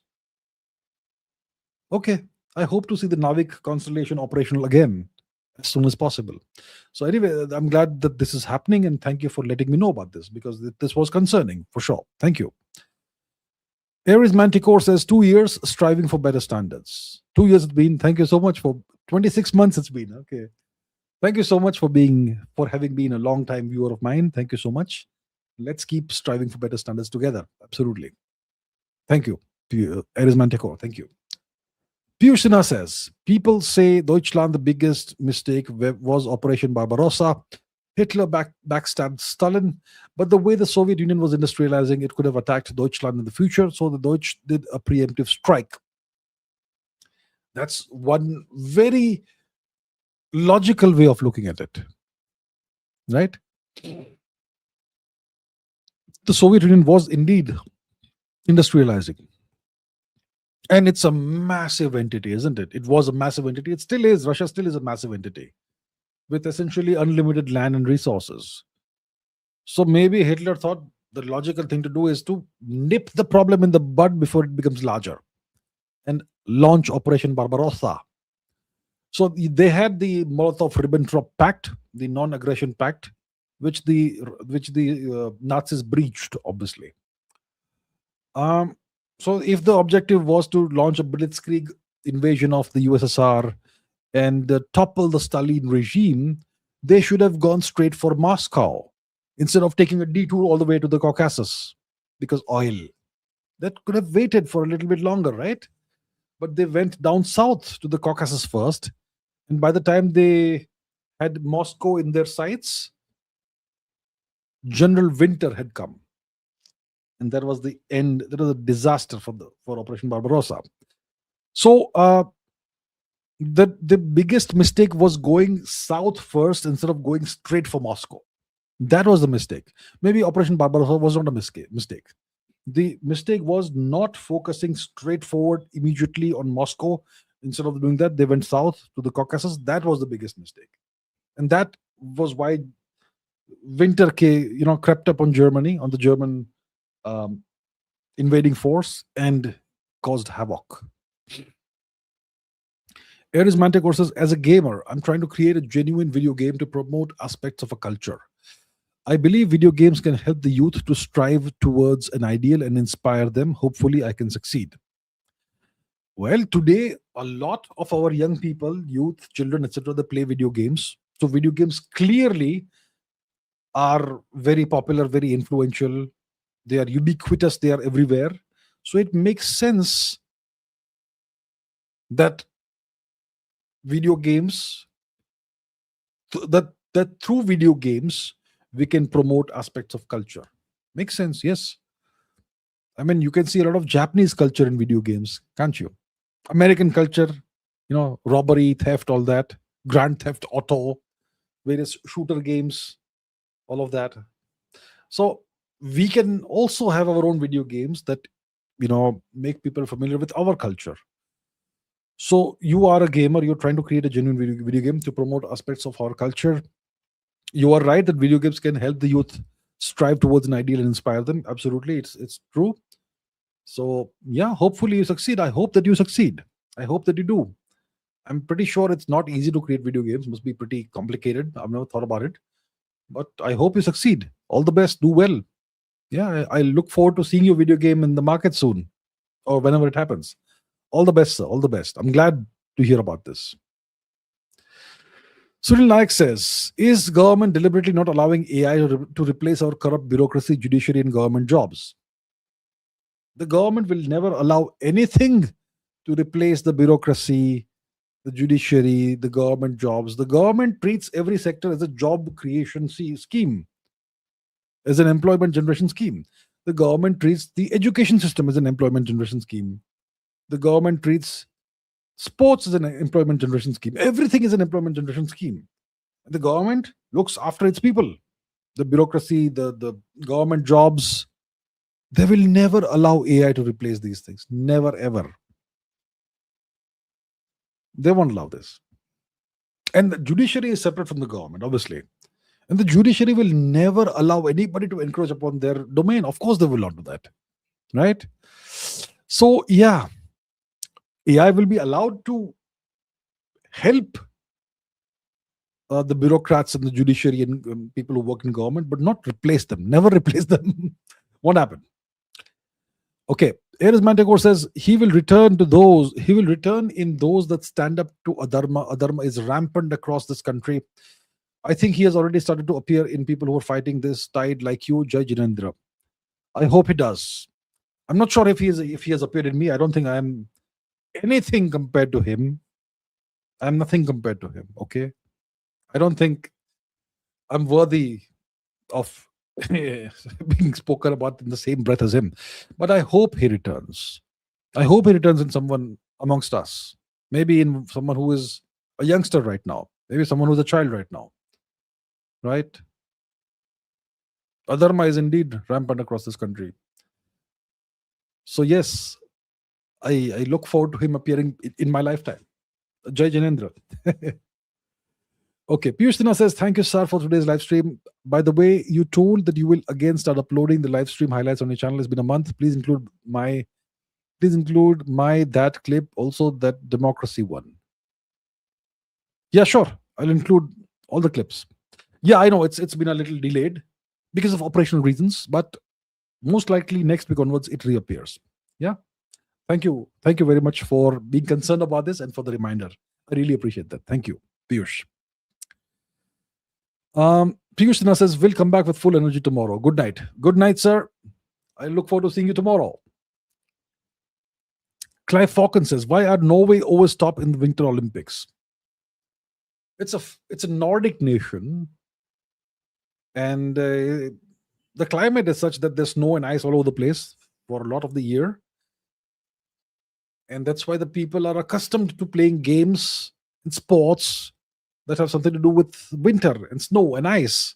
And maybe that's why it's easy for them to usually top in Winter Olympics. There are nations that specialize in various sports. For example, I don't know about today, but in the 1980s, Switzerland always produced male and female champions in skiing, slalom, grand slalom, all that stuff. They always used to be the winners, the Swiss. Pirmin Zurbriggen, Maria Walliser, and Erika Hess, and so on and so forth. So certain nations specialize in certain sports. And certain nations specialize in entire sectors of sports, like winter sports. Yeah. Ares Manticore says, Sir, Jainism gets a lot of hate along with Buddhism for being ahimsa paramo dharma. But as a Jain, I wish to say that we have our own tenets of self-discipline, and I'm pro martial arts. It's ironic, Jai Bharat. Okay. I'm not sure why someone would want to hate Jainism or even Buddhism for that matter. Ahimsa paramo dharma. Look. So see, clearly there is nothing in Jainism that says that you can't do martial arts. So I'm not very familiar with the core tenets, etc. of Jainism. Roughly, I have an idea, obviously, because it's our culture anyway. But clearly, there's nothing in the teachings of Jaina Dharma that says that you can't do martial arts, right? So it's not. So clearly, it's not entirely about being passive and reactive. You can take the initiative and do things, right? And the same thing also goes for Buddhism. People say Buddhism is all about ahimsa, ahimsa, ahimsa. But the samurai were Buddhists, right? So, yeah, so no hate. We should not hate any aspect of our culture. We may individually not practice that particular path that's part of our civilization, but we shouldn't hate that. That's terrible. So yeah, I'm glad that you are pro martial arts. I'm glad. 24 Bharat says the funniest thing was that when MEA followed Aravind and then unfollowed after criticism, they followed Aravind, did they? Also, why do you like Yogi? What do you see in him? What would he do as prime minister? Look, what do I see in Yogi? I see a person who comes from this great ancient tradition, the Nath Sampradaya, right? Which is a long standing Hindu tradition. He's the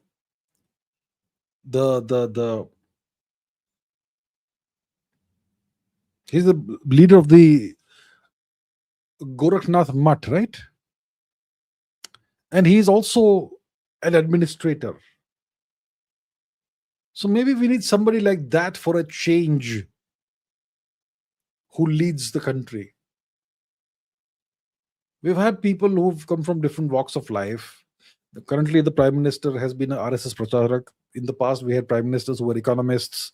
One prime minister was an economist. We had prime ministers who were part of dynasties. But this person, Yogi ji, is a dharmic person. We should, let's give someone like him a chance, right? Maybe he'll do great as a leader, as a prime minister. I'm just saying, I'm just being hopeful. Do you see other options out there? I'm sure you see options, but there's more of the same that we've had, right? So just for a change, something new, something different, something back to our traditions and culture, I would like to see that happen. I would like to see that happen. And the funny thing about MEA, well, yeah. Prajwal says there's a news about Jesus DNA linked to India. Can you please explain more about this? There is something called the Shroud of Turin. It's a piece of cloth that has some human figure imprinted on it. It's believed to be the shroud or cloth that was used to wrap the body of Shri Jesus Christ when he was after his crucifixion or whatever. Okay. And there's been this controversy of, is it an old thing? Does it date back to the time of Mr. Christ, or is it more recent or whatever? That's been the controversy, and there's been carbon dating done that said it was like more recent than what is believed to be. And then there's some other kind of testing that they did, which kind of says it dates back to Jesus' time, when Jesus apparently was alive. And then there is human material on the that contains DNA that they discovered on the shroud. Lots of people have handled it. So apparently they found some DNA that has Indian origin. Maybe I think even the cloth was stitched in India or something back in the day. So that's the deal. It doesn't prove anything about Jesus. It doesn't prove that Mr. Jesus was wrapped in this cloth, right? And so that's the thing. The cloth possibly has an Indian origin, and maybe there's some Indian DNA on it for some reason. It doesn't mean Mr. Jesus had Indian DNA. Okay, Rohit says Chief of Army Staff Upendra Dwivedi entered the US College Hall of Fame. What does it mean for India? Any vassalization probability? I am not aware of this. Let's find out. Okay, let's see. Upendra Dwivedi entered the US College Hall of Fame. Really? Let's find out. Indian Army Chief General Upendra Dwivedi was inducted into the International Hall of Fame at the US Army War College in Carlisle, Pennsylvania on April 20, whatever. Yeah. As an alumnus, he is the third Indian Army chief to receive this honor following Generals V.K. Singh and Bikram Singh, recognizing his contributions to military leadership. Alumnus. How is he an alumnus? Let's see the news. So he was inducted into the Hall of Fame.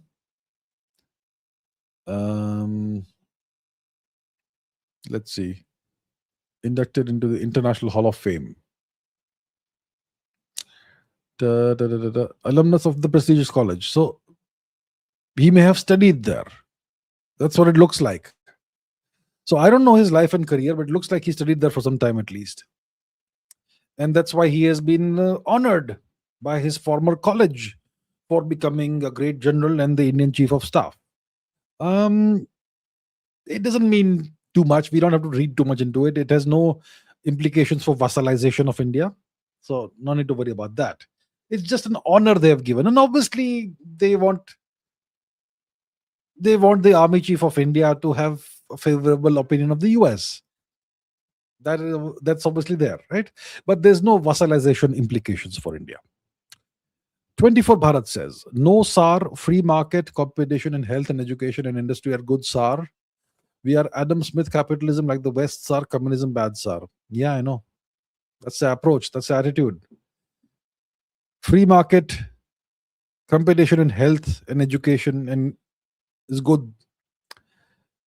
You know what? Free markets and all, they're fine. The Chinese also they have a capitalistic system, but they have capitalism with Chinese characteristics, with elements of socialism sprinkled in as well. So we don't have to blindly. No, I understand what you're not trying to criticize me or something. I know what you're trying to say. You're being sarcastic and all that about what India is doing, and it should not be doing this way. Um, so if you adopt capitalism, you should adopt capitalism in your own way, not just blindly ape the West. You should have capitalism in India with Indian characteristics, with Indian civilizational characteristics, which means you will have free market competition in various industries and domains and sectors, but not in health and education. Because in our culture, in our civilization, health and education should be free, as it historically used to be. That's how we should have done it. But we have turned everything into an industry, which is so sad to see. Yeah. Prateep Kumar Roy says, Soldier Boy asks, do you see India rising in the next 15 years? Where does our future lie? Where are we heading? If we can navigate the next 5 years without too many problems or any major problems, I think we'll keep rising. The next 5 years are crucial. Like I've said, there's a 50% chance of India becoming a vassal state in the next 5 years, American vassal state. If we go through the next 5 years without becoming an American vassal, then I think we will be unstoppable. So it all depends on the next. By 2030, we will know what's going to happen to India. If we are still sovereign and standing independent and standing tall in 2030 as a sovereign nation, not as a vassal state, then it's going to be very hard for anybody to stop us. Right? It will also depend on the kind of leadership we have. But I hope that our future lies in something great, not something mediocre like we have right now. We have all the potential for greatness. So it depends on the next 5 years. Right? Hopefully it goes well for us and we rise. 24 Bharat says, see you great health education despite sanctions in Kerala too. See you great education / health despite sanctions. Cuba, you're talking about Cuba. Cuba has great education and healthcare despite sanctions, and Kerala too. Okay, I'm not sure about the Kerala angle, but Cuba has excellent healthcare and education also, I suppose. But their economy is ruined by the Americans. Yeah. Rohit says, your view on El Nino and heat wave from love from Israel. Love from Israel. Okay, well, love back to Israel. El Nino is a global climatic phenomenon, weather phenomenon that typically causes droughts, right? And if there's a drought, there's going to be a heat wave. So I have not studied the mechanics of the El Nino. Never found the time or the reason to do it. But it's a phenomenon that happens once in a few years, and it causes droughts, shortfall of rainfall in various parts of the world, including India. And when you have that in India, shortfall of rainfall, then you're going to have higher heat than normal. So it's all interconnected. Prateep Kumar Roy says, Amisha Bishra asks about El Nino heat waves. So once again, the same thing. I don't know the mechanics and dynamics of the El Nino phenomenon. I've not studied that, but it's a climatic phenomenon. It's a weather phenomenon. It happens once in a few years, and it causes a shortfall of rainfall in various parts of the world, including India. So in India, historically, every 10, 15, or whatever years, you had a year or two in between where there's less rainfall, right? And historically, our kings and emperors used to ensure that we stored grain, sufficient grain to last a couple of seasons without anybody starving. And that's why you never had famines in India. So you had El Nino cycles in India as well in the past. And when you have El Nino, when there's less rainfall than normal, you're going to have higher heat than normal, which can cause heat waves. So it's connected, it's interconnected.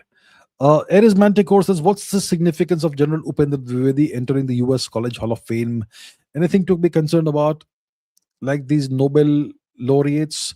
So, like I said just a while ago, it looks like General Upendra Dwivedi was an alumnus of this college, which means he studied there for some time. So he's a former student of the college, and that former student of the college is now the Indian uh, chief of army, chief of defense staff. So that's a great achievement for the college that one of its students rose to the highest position in his country, and that's why they have honored him. So obviously, they want the general to have a good opinion of the US, and they want the Indian military to have a good opinion of the US, and maybe they may have some motives of whatever behind it, but overall, I don't think it's something to be too much concerned about, because it doesn't affect India's status as a sovereign nation, and I'm sure that doesn't affect anything about the way General Saab thinks about his duties. Obviously, he's going to be completely focused on serving the nation and making the Indian armed forces even better than they are. So overall, I don't think it's anything to be concerned about for us. Rohit says, is it our resourcefulness of subcontinent or civilization system, not brute force like Turks, Europeans, that makes us non-barbaric? Love from Germany, Deutschland. What makes us non-barbaric is our culture, our civilization. We have our own way of doing things. We value life. We value human life. We even value animal life. We believe in not causing unnecessary suffering. We believe that ahimsa is paramo dharma, which means that we will fight those who cause hinsa. Right? So these are the civilizational traits that we have, cultural traits that we have, the lessons of the Bhagavad Gita and all those things, and the Vedas. So all of that, the entire corpus of Indian literature, of our culture, that's what makes us who we are. And I suppose we are non-barbaric, right? So that is what makes us who we are. Jetagala says, so your podcast on delimitation and read Dr. Desi Raju's book. 75 states sound good in theory, but how do you practically implement this? How are people managed? Still recall Hyderabad streets burning during TGAP split. Is there an SOP? How do you implement it? The government of India has to implement it. So how is this implemented in practicality? How it's implemented is the government of India reads the book, says it's a great idea. It's going to be great for the country. So now let's pass the necessary laws and whatever amendments and create 75 states, which are roughly equal in population and size, or at least population. So it has to be done by the government of India. And the government of India has the power to create states or to split states. India is an indivisible union of divisible states, something like that, right? The government of India, with a stroke of a pen, can create a new state if it wants. So for the government, it's easy to do that, right? How are people managed? Well, it becomes easier to manage people if you have smaller states, more states, and you have more proximity to your elected representatives. It becomes easier to manage people. And of course, there's going to be politicians who will oppose that and all. As in with any issue in India, there's going to be opposition to that for political reasons. But yeah, it has to be done by the government of India, right? That's how it can be done. It can't be done by the people of India. The government has to implement this. Prajwal says, can you please info more about Operation Wings of Dawn? I don't know what that is. I don't know. Have I heard of it? I'm not sure.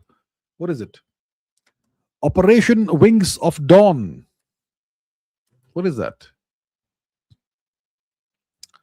Oh my goodness, this thing here. Launched in April 2026, Operation Wings of Dawn is an Israeli government initiative to relocate approximately 1,400 to 6,000 members of the Bnai Menashe community from Manipur in Mizoram, India to Israel. The operation, supported by India Today in the Jerusalem Post, facilitates the immigration of this community, which claims to descend from a biblical lost tribe. The first phase saw about 250 individuals arrive in Israel, with plans for 1,200 more to arrive annually. So these Bnei Menashe people are the cookie chin people. Okay? The cookies, also called the chin people. They used to be Christians, but at some point in time they decided that they are Jews. At least some of them said that they are Jews. We are descended from some lost tribe. Genetic testing shows that there is no connection at all between the cookies, the cookie chin people, and the Jews of Israel. Nothing. But still, uh, so what Israel does is that it baptizes them into Judaism and then brings them to Israel, and it settles them in some parts of Israel. That's what is being done. So these are the cookie people, cookies, right? Yeah, that's what it is. Cookies are being brought to Israel, and typically they serve in the armed forces in Israel, and they're typically settled in territories taken from the Palestinians. That's typically the modus operandi. Interesting. Operation Wings of Dawn. Aries Manticore says, what do you think of dharmic nationalism as a new way to shepherd our youth? It is core to my personal principle. I'm a dharmic evolutionist, meaning ruthlessly adapt dharma to survive current times. Dharmic nationalism makes sense. See, today we are a nation state. We are not a kingdom. We are not an empire. We are a nation state. So nationalism makes sense. And nationalism for us has to be dharmic. It has to be rooted in our civilizational values, right? So it makes sense that nationalism for us should be dharmic nationalism. I agree with that. Dharmic nationalism. And yes, dharma has to adapt to survive current times. But it should not adapt so much that it transforms into something that is no longer dharmic. That also we will remember. Yeah. 24 Bharat says MEA should follow you, not Arvind. You should work for the government of India.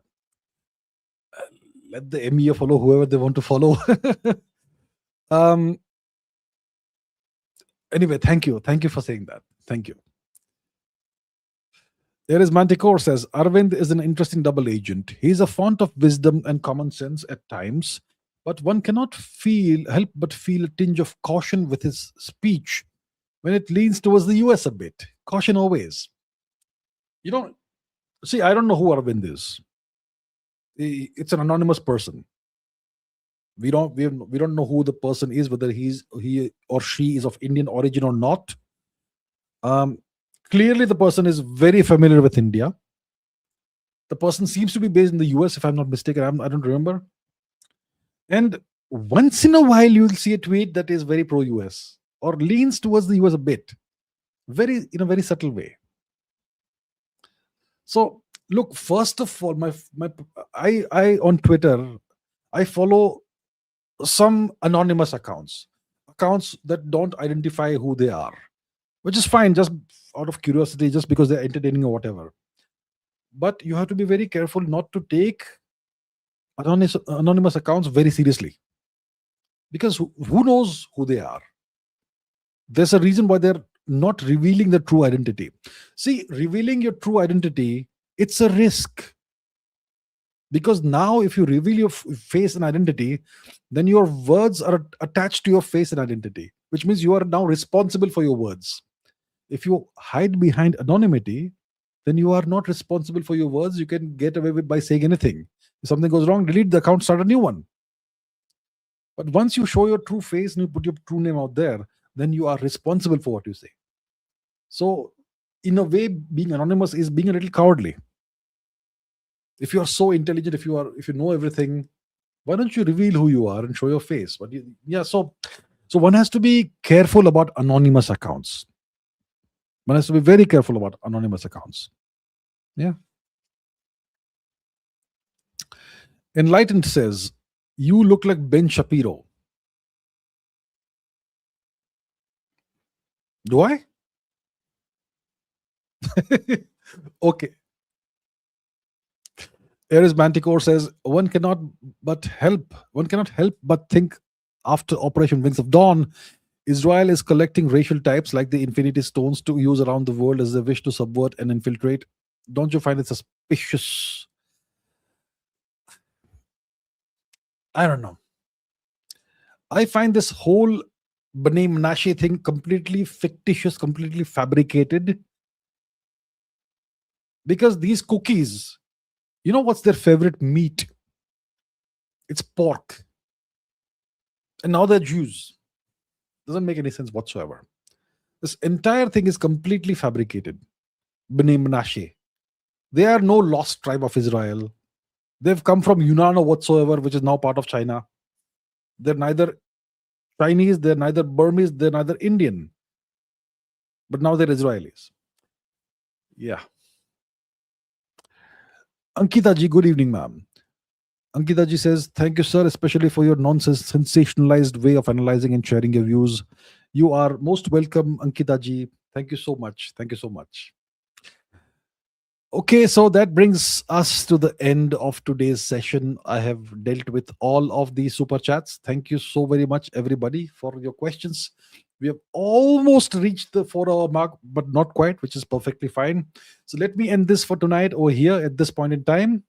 And I look forward to having another session with you all tomorrow. Okay, there's one more question. Jetagada says, what I meant was it might lead to 75 riots. Foreign powers could milk this to break India. Glad to see your right eye is okay now. My right eye was always okay, but yeah, okay, thank you. I hope there will be no 75 riots. Okay, no. If it's done right, there will be no riots. Okay. All right, people. Thank you so much, everybody. I'm calling it a night, a day over here at this point in time. I look forward to seeing you tomorrow. Until then, take care. Keep learning, keep asking questions, keep raising your standards. I'll see you very soon. Until then, take care. Bye bye for now.